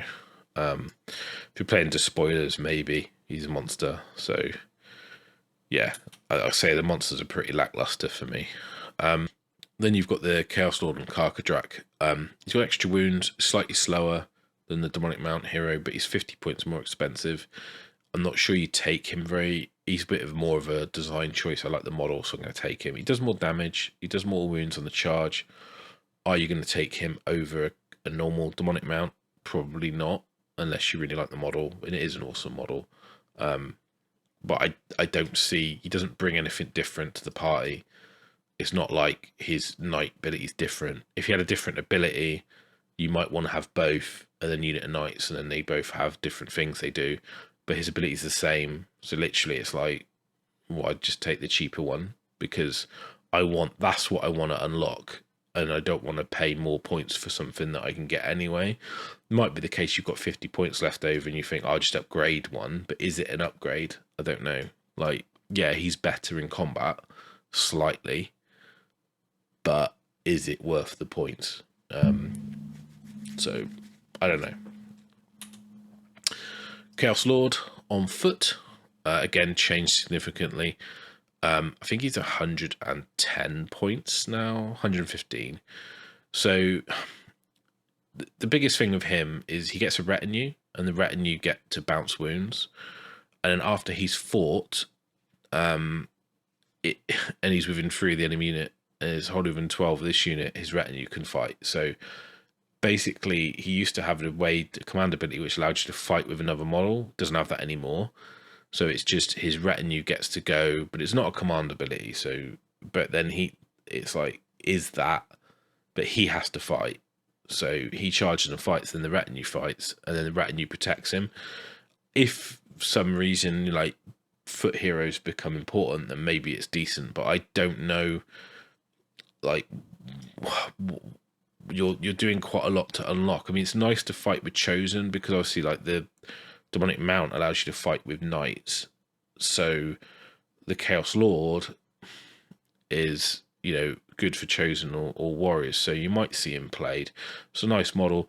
I do like the fact that heroes feel kind of impactful, that you're going to be charging into combat rather than, well, I don't want to charge them because they don't get to strike, so I'm going to charge the unit, and then the hero kind of like gets left to activate last, because you're like, oh, I don't want to activate him yet because I want to fight with the unit that they do more damage. But now it's like, I can fight with him and I can fight with the unit. So yeah, it's okay. Chaos Sorcerer Lord, we've touched on it.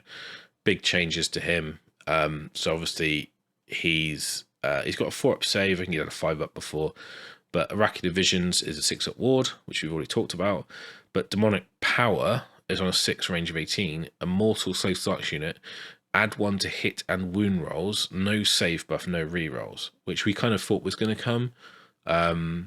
So that's a significant nerf. Obviously, it's something you could see coming. He's 120 points, so he's quite cheap for a wizard.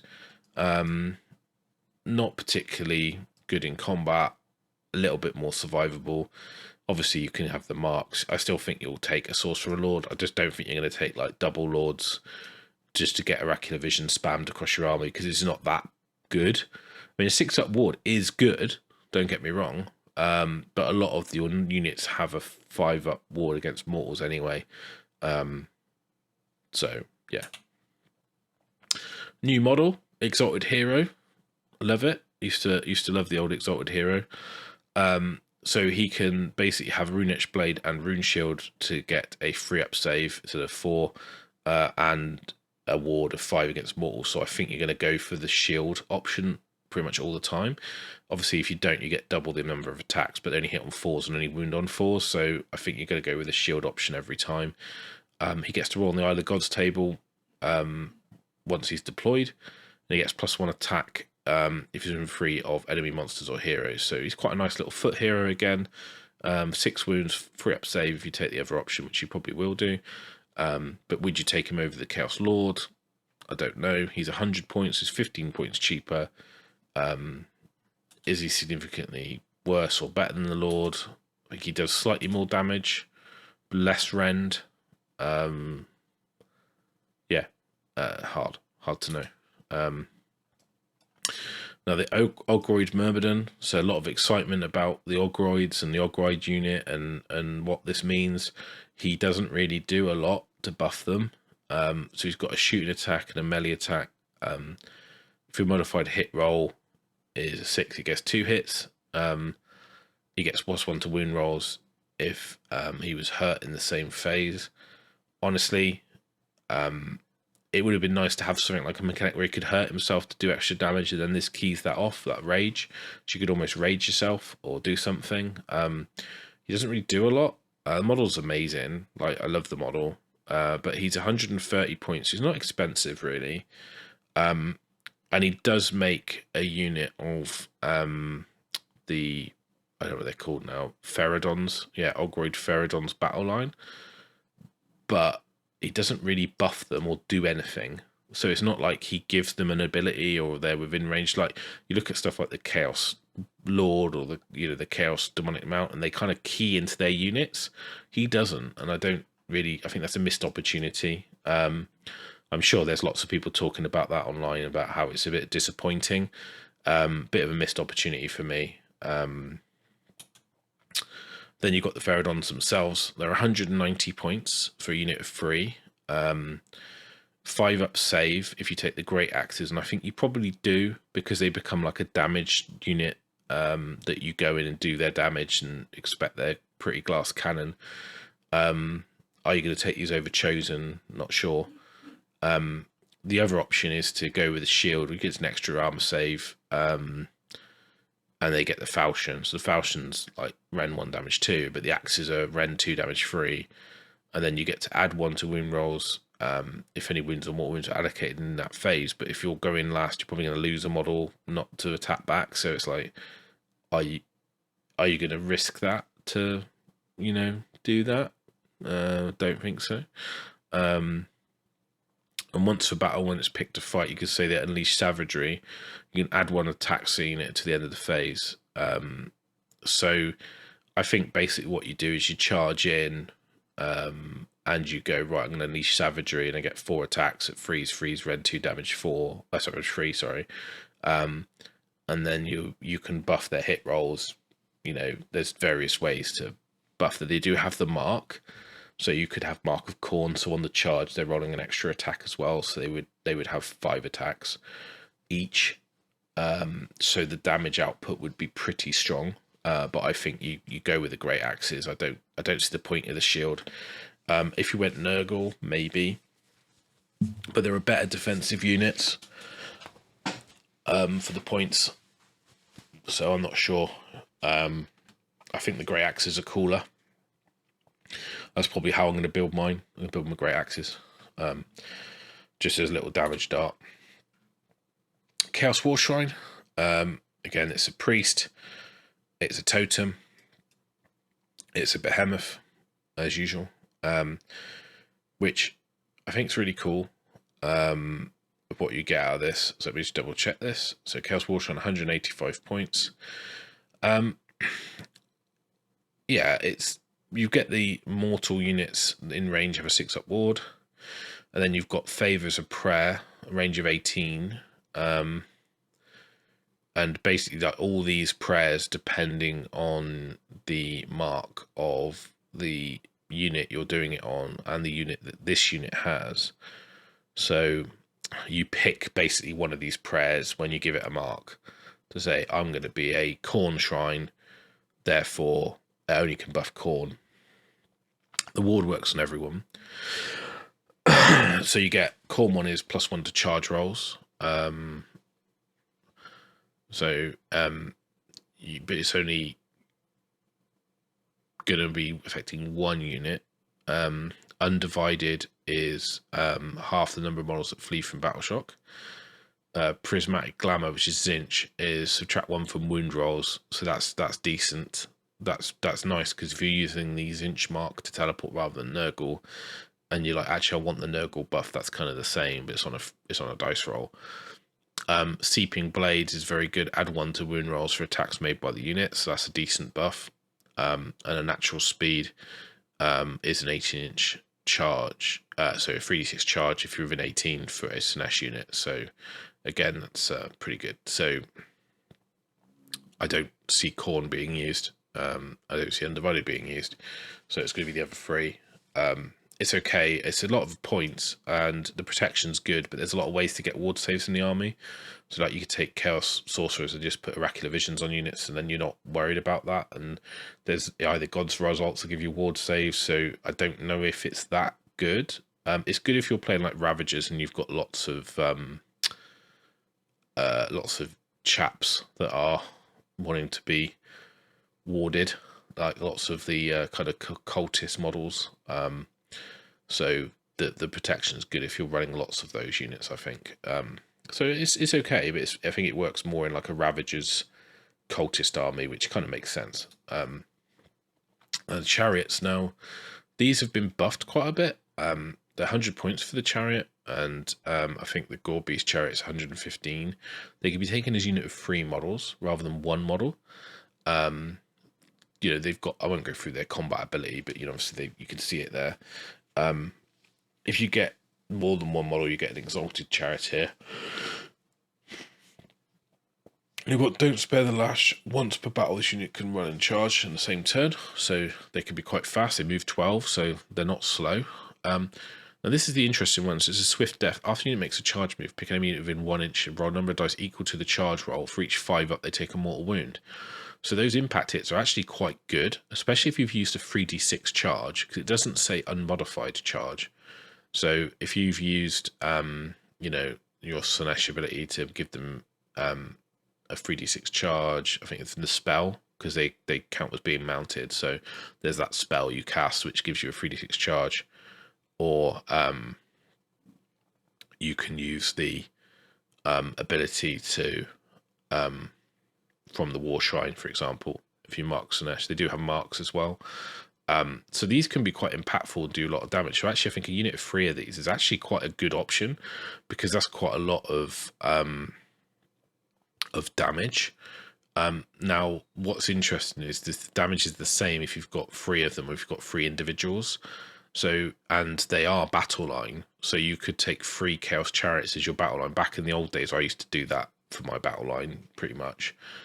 But if you've got 3 individual chariots and they can all charge, you know, and they do impacts on a 5, that's pretty good, especially with run and charge once per game. You know, that's quite an early alpha strike. So I actually think Chaos Chariots are decent. You might actually see them being played again. Yeah, I do like the Chaos Chariots. Gorby's Chariots, not so much for me. They seem really good at the start, but I'm not sure. They got this unstoppable momentum. So at the end of the combat phase, if you charge, so you have to have charged, you have to have survived the combat phase, then you can make a normal move, even if it's within 3 of enemy units. It can pass across other models with a wounds characteristic of 4 or less, as if you can fly, and then you can pick 1 enemy unit it passed across, roll a dice for each model in the unit, and each 3 plus to take d6 mortal wounds. So there's loads of like, if, then do this, then do that, if that. So there's loads of caveats. It could be really clutch where you go, okay, I can move all 3 chariots, tag a unit, roll 3 dice, roll 3 ups, and then roll 3d6 mortal wounds. But you might not survive, you might not have a unit of 4 or less wounds that you can move to, because only movement 9. You can't finish that move in 3 because it's a normal move. It's not a charge move or a piling move, so you've got to, it's a normal move. So you move out of combat, which is a bit weird. I don't think you'll take them. It seems really powerful. Oh, d6 more wounds, so great. No, not as good as the Chaos Chariot. I'd rather do the damage on the charge, not have to survive, not have to do some weird wanky move over someone, pin you in combat if I survive, but also I do my damage up front. I'd rather do that. So I think the Chaos Chariots, and also their battle line, and they're 100 points. So I think the Chaos Chariots are good. I don't think Gore Beast Chariots are good. Tell me I'm wrong. It's fine. Warcry warbands. I'm not going to go through these. You can read what they do. So I think it's a sorcerer and some people, because there's loads of war scrolls in here. You've still got these Dark Oath ones where they get these oaths, so they fulfill the oath. They can initially get like a benefit. Like I think she gets to inspire 2 units of cultist units or Dark Oath units. And then if she's fought, you can pick a Dark Oath unit to fight. I think the only Dark Oath units, the Dark Oath Savages, which are the Warcry warband. And again, the Chieftain's got the same. He's more combat-y, she's more defensive.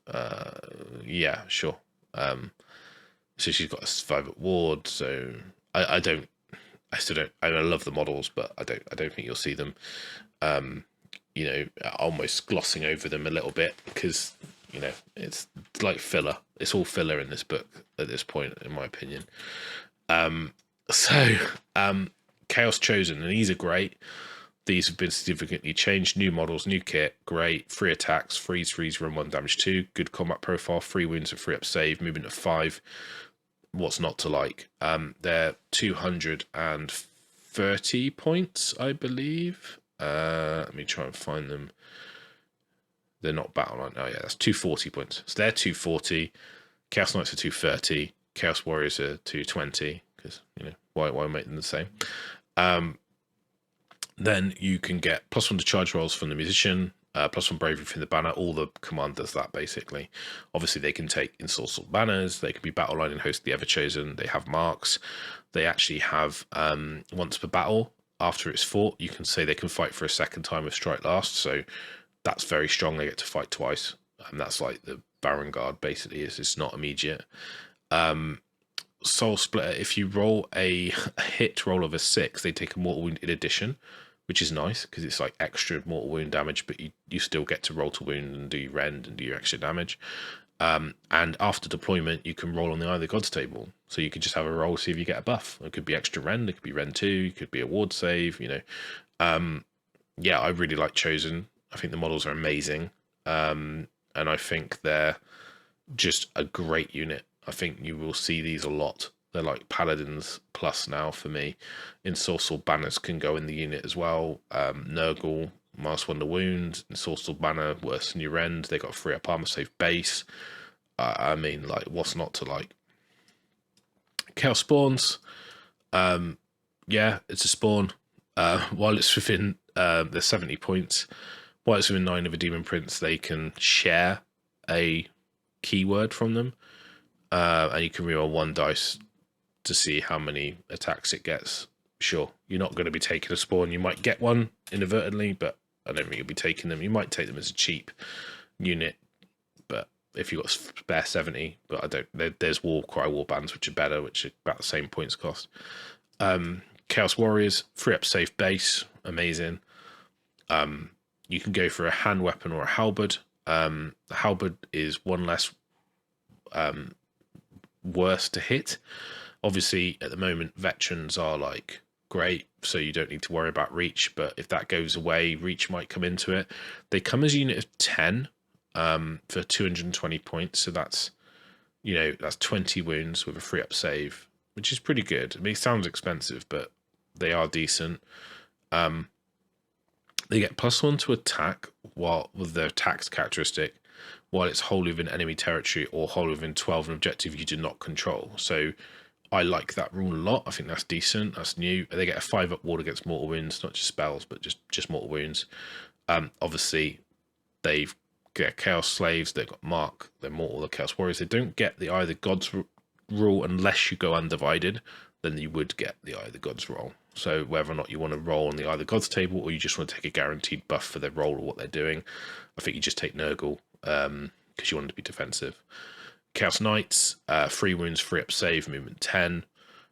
Curse Lances, they don't have a choice of what they take. You can just take a different weapon on the champion. What's nice about these is that with the Lance, they get the half-an-inch fight through rule, even though they've got a 2-inch reach. So you can actually put your models into 2 ranks. So a big unit of Knights is actually quite scary. And Chaos Knights are 230 points for 5 models. So a unit of 10 is 460 points, which is a lot. I mean, they have gone up in points quite a lot. I think they were 170 or 180, so they've gone up a lot. But they do have the +1 damage and improve its rend, and they've got a 5-up ward against mortals. But then with the marks and with the ability to cascade fighting with the demonic mount hero, I can see a big unit of Khorne Knights or Slanesh Knights with a hero is going to be decent.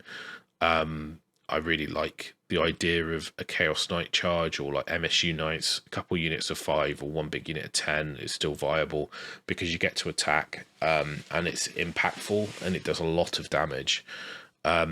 I personally like Chosen a lot. I think you could do a really nice looking army, which is just Knights, Warriors, Chosen, Demon Prince characters. It would look awesome. How effectively competitive it would be, I don't know, but I think it would be good.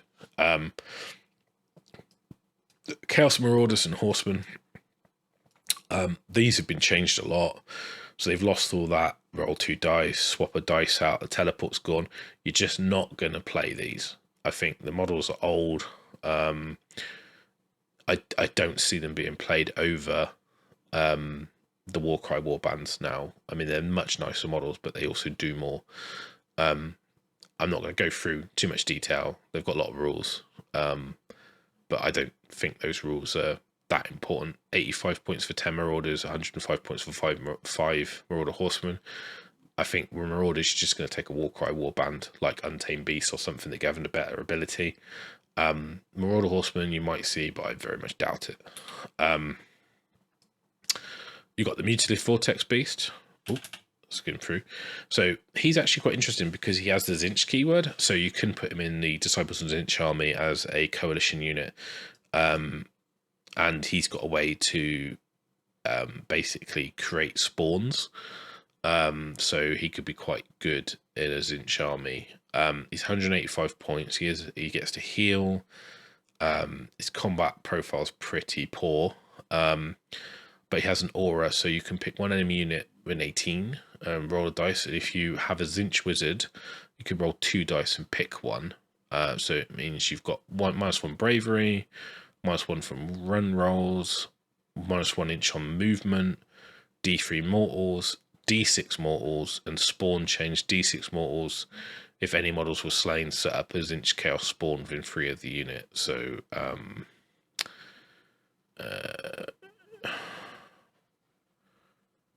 and then you can, or if you don't have the model, you can heal. So it does say Slaves to Darkness, Zinch Chaos Spawn. So there you go. He's pretty cool. Soul Grinder, still there. A bit of a weird model. It's a demon. It's 18 wounds of 4-up save. Movement of 12. It's got the Harvester Cannon and the Phlegm Bombardment. So I think it's armed with all of it. It's armed with a Harvester, Femble, Hellforged Claw, and one of the following: Warp Metal Blade or Demon Blade Talon. So the blade and Talon are the 2 choices. So you can go for a Talon, which is 4 attacks, freeze, from 1 damage D3, or the blade, which is 2 attacks, 4 freeze, 1 2 damage free. If you have an unmodified hit roll of 6 for the claw, it does D6 mortal wounds. So you're going to be taking the claw just for the chance to spike. That. I think he has that anyway. Yeah, he does. Demon Bone Talon. Yeah, Hellforged Claw, you have that anyway. So only 1 attack. Oh, okay, cool. Yeah, so sorry, I thought that was the Talon. Yeah, so it's much of a muchness really. He can run and still shoot. Soul Grinders, they always look okay on paper, but you just never see them being played. Like, I don't, falls to hit is the big issue, right? And then yeah, they're monsters, but I mean, I don't really like the look of the model in AOS. It's way too 40k for me. Feels like it's kind of been shoehorned in a little bit to pad out the book, but I don't think they need it anymore. They could have just removed it. But then there's the problem with people already got them. Do they get upset about it? He's 230 points. Yeah, for sure. Still there. Don't see the point. Slaughter Brute. He's got the Mark of Khorne.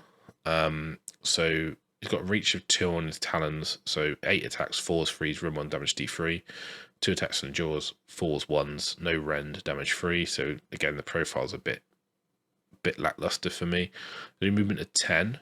You can pick a Slaves to Darkness hero or a Khorne mortal hero in your army to be his master.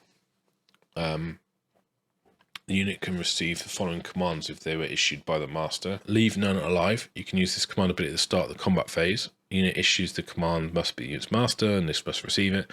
Use the top row of the damage, sure, but not really that exciting.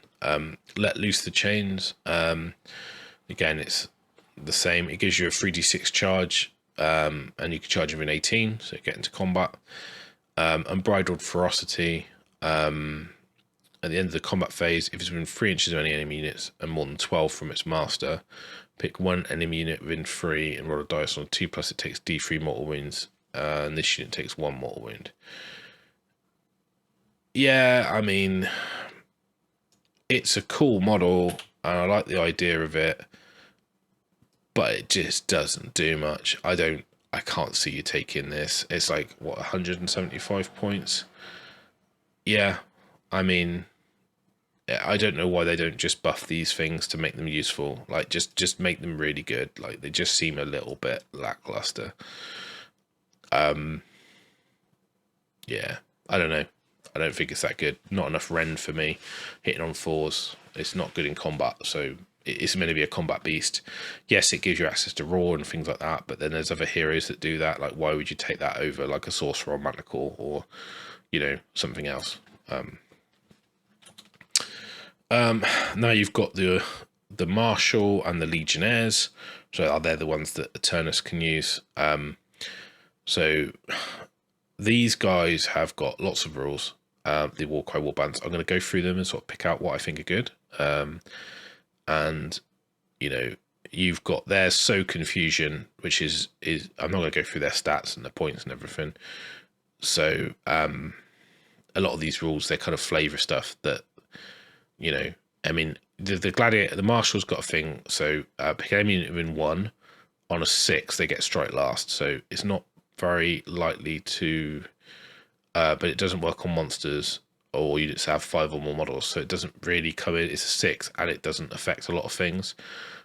If he issues Rally, you can return 1 slain model on a 5 instead of a 6. So that's quite good, unless you're using one of the ones that you get back on a 4-up anyway. But it has to be undivided as well, but that might be quite good in Ravagers if you wanted to rally some models back.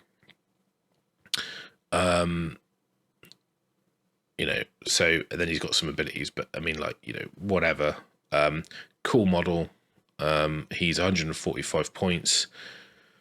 Not sure I'm taking him over Chaos Lord or a guy on Dornic Mount. I know he's a bit cheaper, but yeah. Legionnaires, their ability really is So Confusion. Start of any phase, you can see a unit with So Confusion. Pick an enemy unit within 6 and roll a dice on a 4+. They cannot issue or receive commands. You cannot pick the same unit as the target for more than once in the same phase, so you don't get to like have multiple goes. But it's nice that you could have multiple units and you could affect multiple units in different phases. I really like the So Confusion. It's a decent ability. Chaos Legions are 110 points and they're battle line, so they're quite a nice skin. So I don't think you'll see like things like Marauders, because that's just a much more powerful ability. They're cooler models. They've got a better save. You know, go onto it and onto it even more. They're quite cool in Bellical armies. They've got this buff to wound rolls, and then obviously, if you've got Eternus, they're the ones that can give you a command point. So you might do a list with Legionnaires, Eternus, Bellical, Furies. Yeah. Horns of Hashut, they've basically got some shooting, and you've got this Stampede. So after each unit makes a charge, pick any unit within 1, roll 1 dice for each model. Every 6 take a mortal wound, which, yeah, fine. And your Flame Hurler has a number of attacks equal to the models in the unit to a maximum of 8. So you can like have 8 shots. Not sure you'll see these played much. They're cool. Again, if you've got you might just do it for flavor. They're 100 points.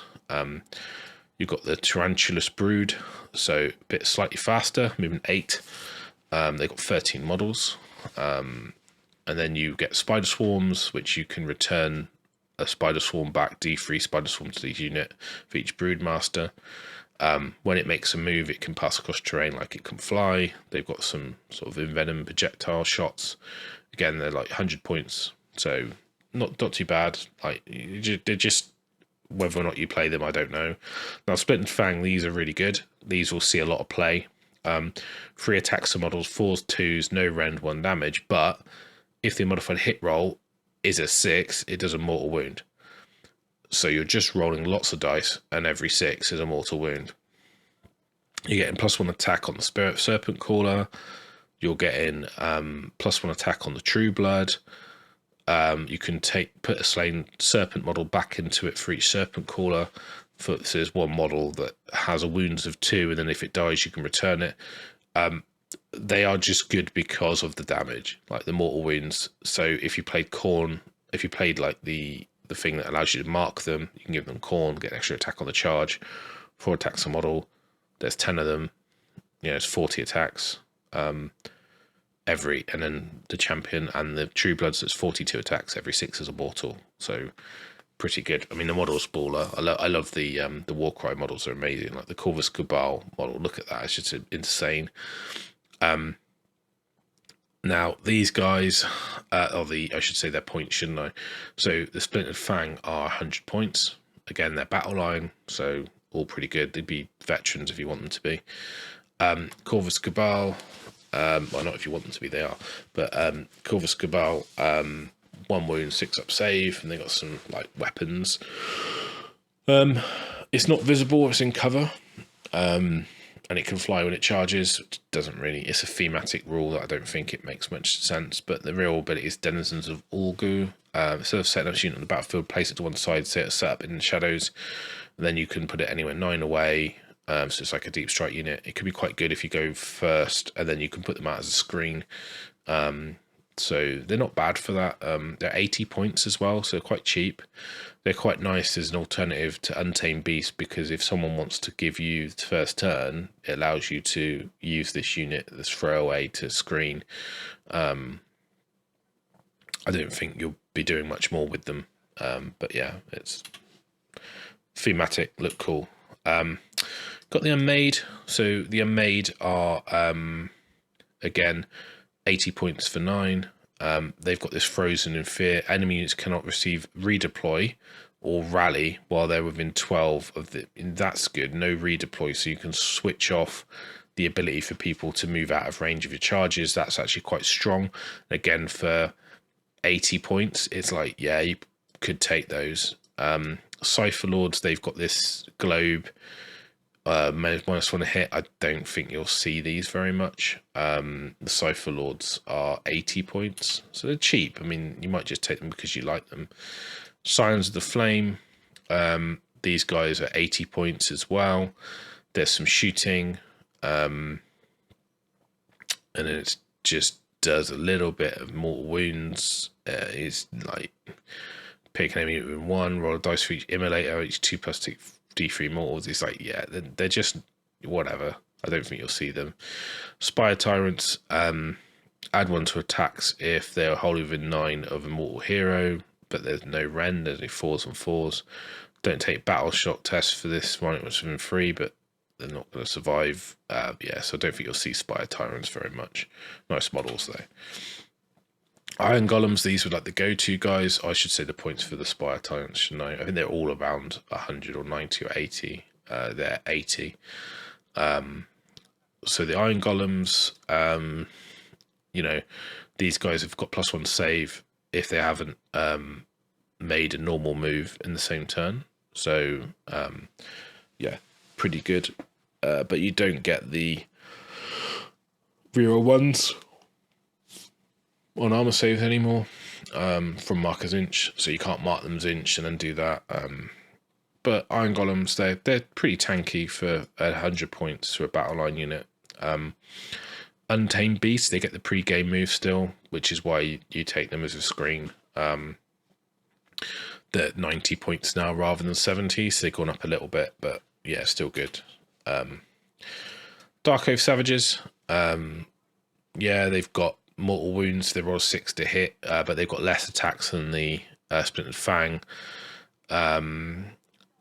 So it gets an oath. If it does its oath, it does get a 5-up ward save, and they've got a 5-up armor save, so they're a little bit more defensive. But yeah, you might take the Dark Oaths over the Splintered Fang, but I'm not sure, because they're just not going to survive long enough for any of that to matter, really. They are battle line again, and they are 100 points for 10 models.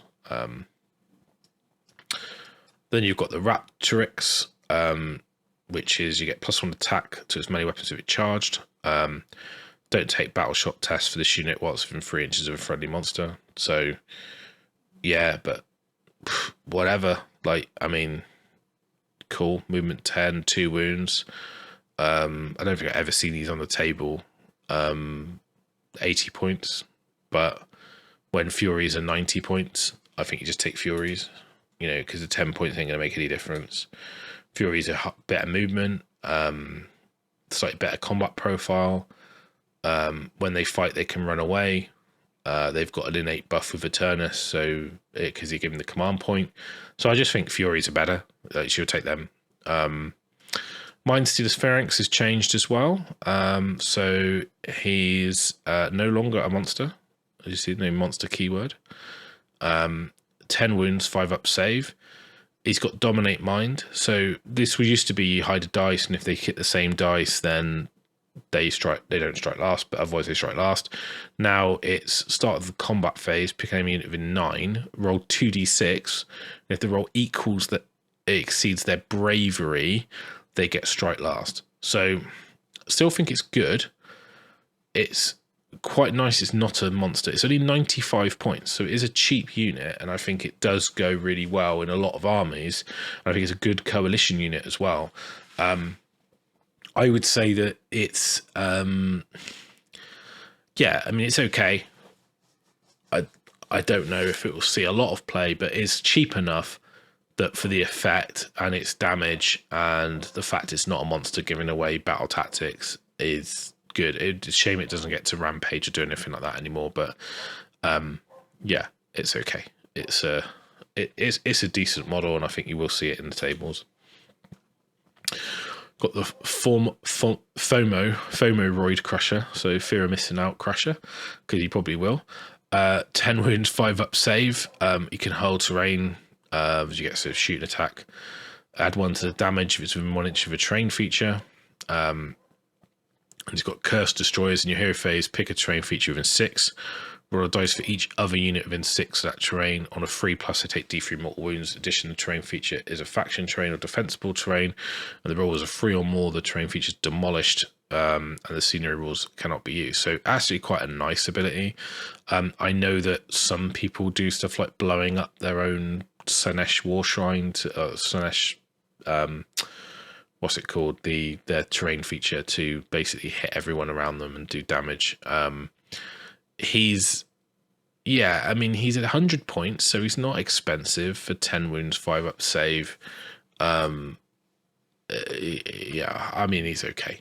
He's only 4 attacks in combat, 2 shots, freeze, run 1, damage 3 if you're in 1 inch of a terrain feature, but this could be quite nice damage. But again, I just, you might take him, but there's a lot of war scrolls in here that are okay, and they do a little bit, but they don't synergize. So I think what happens is you're going to end up just taking stuff that synergizes and not taking these other things. You could do it like an Ogroid army, but I just don't see people doing it because it doesn't have enough benefit of doing that. There aren't rules that stack that, you know, oh, if I take this, I do this, then that happens. It's like, no, they just don't get any bonuses. You just can take them as an army. And you're like, yeah, sure, but fine. I mean, you could do something silly and take lots of these, but are they that good that spamming them is decent? Don't know. Don't think so. Doesn't appeal to me. You might put one on a list because it's a cool model and it's fun, but yeah, I'm not sure. Then you've got Zarissa Bitter Soul. So she's the Underworld's Warband model. Oracular Visions, again, it's the same because she's a Chaos Sorcerer basically, but she does have Mask of Darkness, but it only works on Karja's Ravagers. So it's on a 6, range of 12. You can pick that unit and then remove them, set them up, hold them in 24 and 9 away from enemy units. So that's like the teleport spell. Unfortunately, it's only her Ravagers, but the Ravagers are actually quite good. They've got, you know, there's 3 wounds each, 3 up save. There's 3 models in there. They have a 5 up ward against mortals. They got 3 attacks, freeze, rend 2, damage 2 from the mace, and then that's the champion, and the others have got 3 attacks, freeze, and 1 damage 1. But they count as 2 models for objectives. So there's 6 models technically for objective capture. So there's a cheeky little teleport and capture. Zarshia is a sorcerer, but because she's unique, but she can still pick from the lore. And if you add up the points together, the 195 points. So for 195 points, you're getting a sorcerer who's 120 generically anyway, plus a teleport spell, which you don't get with the other sorcerer. That's only for her unit, but then that unit is quite good. Like, you know, if you said, oh, it's a 70-point unit, you'd probably take them. So I think you might take Karga's Ravagers, nice models as well. They fill a little niche spot. If you've got that extra points and you think, actually, I want to upgrade my sorcerer to Zarissa and Karga's Ravagers, it's not a bad choice. Into the endless spells. So we're currently getting there. Eightfold Doom Sigil is 40 points. So it's cast on a 5 in a range of 6. Set a spell wholly within range visible to cast to more than one from all enemy models. Only Saved Dark Wizards can summon the spell. Keep track of the number of models slain within 12 of this endless spell each turn. At the end of each turn, roll a dice for each model that was slain.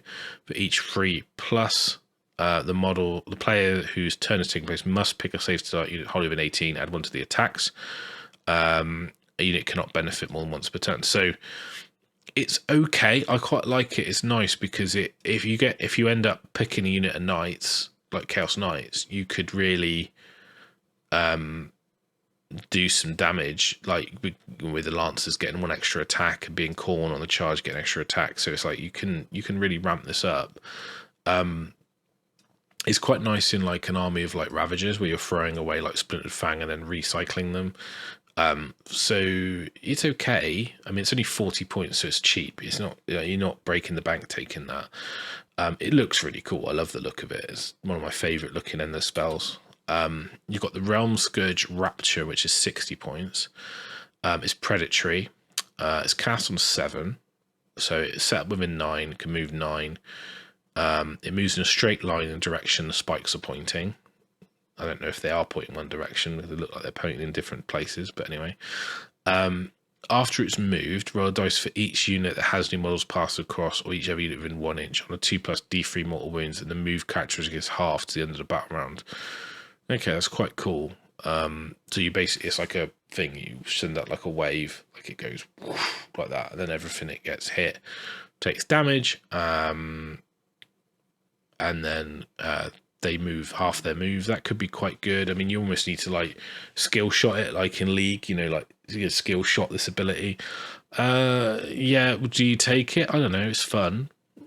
I mean, you might take it. Then you've got the Dark Fire Demon Rift. It's predatory, it's moves 9, can fly. It's on a 7 again, range of 9.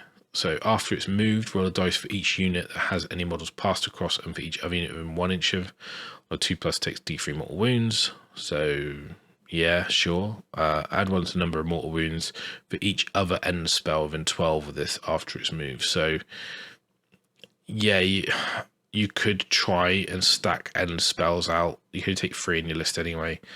You might be able to get up to like D3 plus 2 maximum, right? Each other, so it doesn't buff itself. The enemy might have endless spells.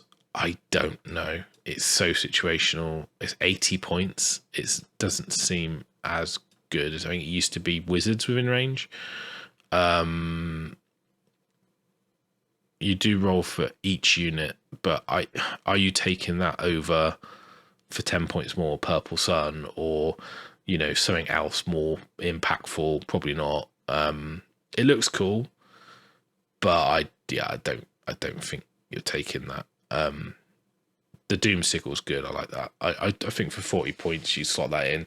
Don't think endless spells are really going to be featured very heavily in a Slaves army. You might take some of the more generic ones that you take in most lists, you know, like your cogs or you know, those kind of abilities. I don't know, but yeah, it's fine. So points wise, I mean, you can see the battle line choices as eye-watering.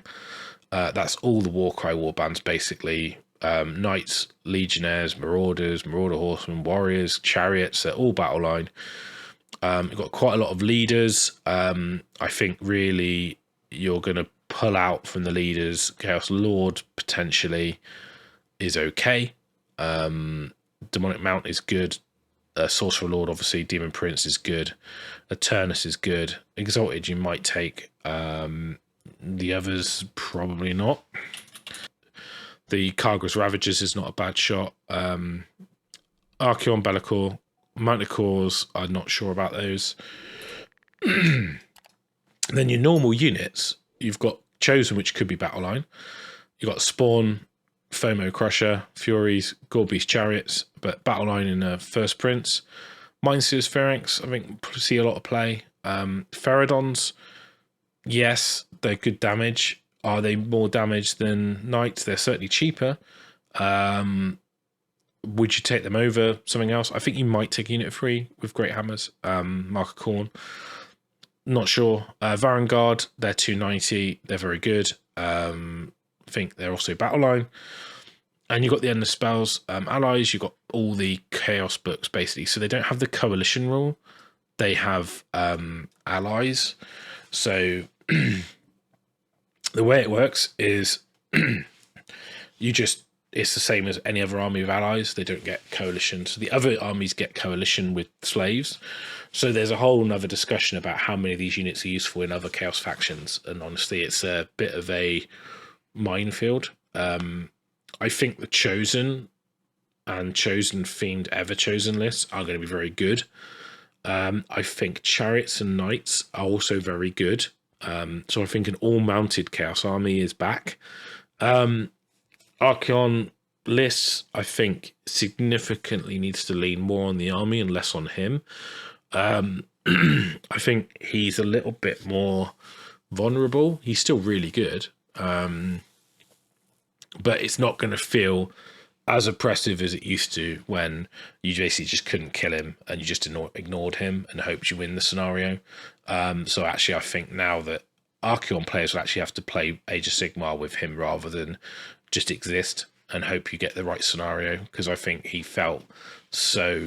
army felt so oppressively ridiculous with Mark of Zinch and Archeon and Vanguard. It was just so boring. Very safe and very, very structured with synergy to be very strong, apart from a couple matchups. And honestly, like, if you couldn't kill Archeon, you're pretty much going to lose that game unless the scenario is very favourable and you win priorities.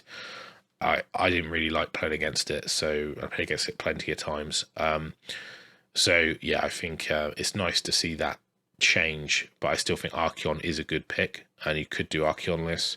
I actually think like there's a list with Cabalists, Spam, and Ravagers, but I just don't think people will take it because they can't be bothered to paint and move that many models.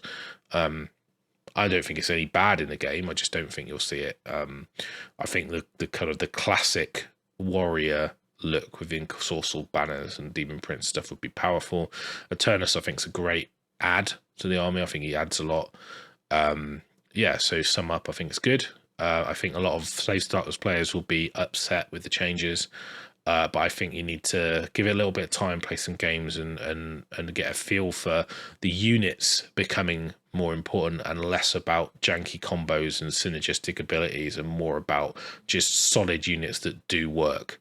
And there are buffs and abilities to make them even more better in different circumstances. So I'd say give it a go. I've really liked the book. I think they've done a good job generically about making it less oppressive and a little bit more open to taking some different options. I still think there's a lot of fat in the book that you won't see on the tabletop, but I would say it's still a good battle tome, and I'm quite excited to getting a warriors army on the table. I think it would be quite fun. I think the chariots are cool as well. I think they're a nice little win in the book, a little hidden gem that people will gloss over. Yeah, so I really like it. The box set is great. I really appreciate Games Workshop sending me this. Looks amazing. You can see all the models and what's in there. I haven't built mine yet. I am excited to. It's nice that you also get the War Scroll cards and the enhancement cards, which is a nice little touch. It feels a little bit like the Lumineth box, but difference is he's got everything in the book. Well, we assume. And the War Scroll cards that just there's generic War Scroll cards they'll sell separately at some point. Hopefully they will sell the Battle Tome soon, so events start letting it be legal. But that's the Slaves to Darkness. So I hope you enjoyed the review. It's been a long one. There's a lot to talk about, and hopefully you've been able to sit through that and glean the little bits that you enjoy. Let us know in the comments below what combo you're most excited about. I think for me it's the Nurgle banner. I really like that one, and some of the abilities to then stop them contesting objectives. And I like the idea of this wall of relentless warrior iron just marching onto objectives and just going, well, you can't contest it and you can't kill me, and I'm rallying back on the 4. I just think it's awesome. So I think that's really fun, and yeah, I think it feels a bit like the Chaos of old, when you saw those cutscenes from like Mark of Chaos video game when they're moving through the mists in the wood and they're just slaying all the humans and they feel scary. I think Chaos Warriors feel scary again, which is nice. They feel elite again, which is also good. I think the Chosen models are absolutely out of this world. I love the new Ogroid models. I think the range, if you discount the old janky Marauders, is probably one of the best in the game. All plastic now, pretty much. Yeah, I think it's great. And if you've managed to get the Warhammer Plus Chaos Sorcerer model, which I have, you also get another cool model to use. So yeah, I'd say that as a Chaos Sorcerer. So yes, I would say big thumbs up from me. Let me know what list you're most excited about, and hopefully everyone can pre-order their box set and get hold of it. I hope we don't have supply issues like GW have been plagued with in the past for stuff like this. And hopefully everyone's going to have a happy Slaves to Darkness Saturday next week. So if you want to support us, you can click through the links below. Order from Element, good price, customer service, fast delivery in the UK, and you know where they're allowed to ship basically for Games Workshop products. We've got merch, we've got our objective templates and things like that, and we also do, you can buy us a coffee, or you can go to our Patreon and sign up there. I will be contacting Patreon soon with their rewards for the people that supported from the beginning, and probably restructuring Patreon a little bit now that my life circumstances have changed. But yeah, keep an eye on that. So thanks everyone for watching. We'll catch you all in the next video, and enjoy your pre-order Saturday, and I'll see you all again soon.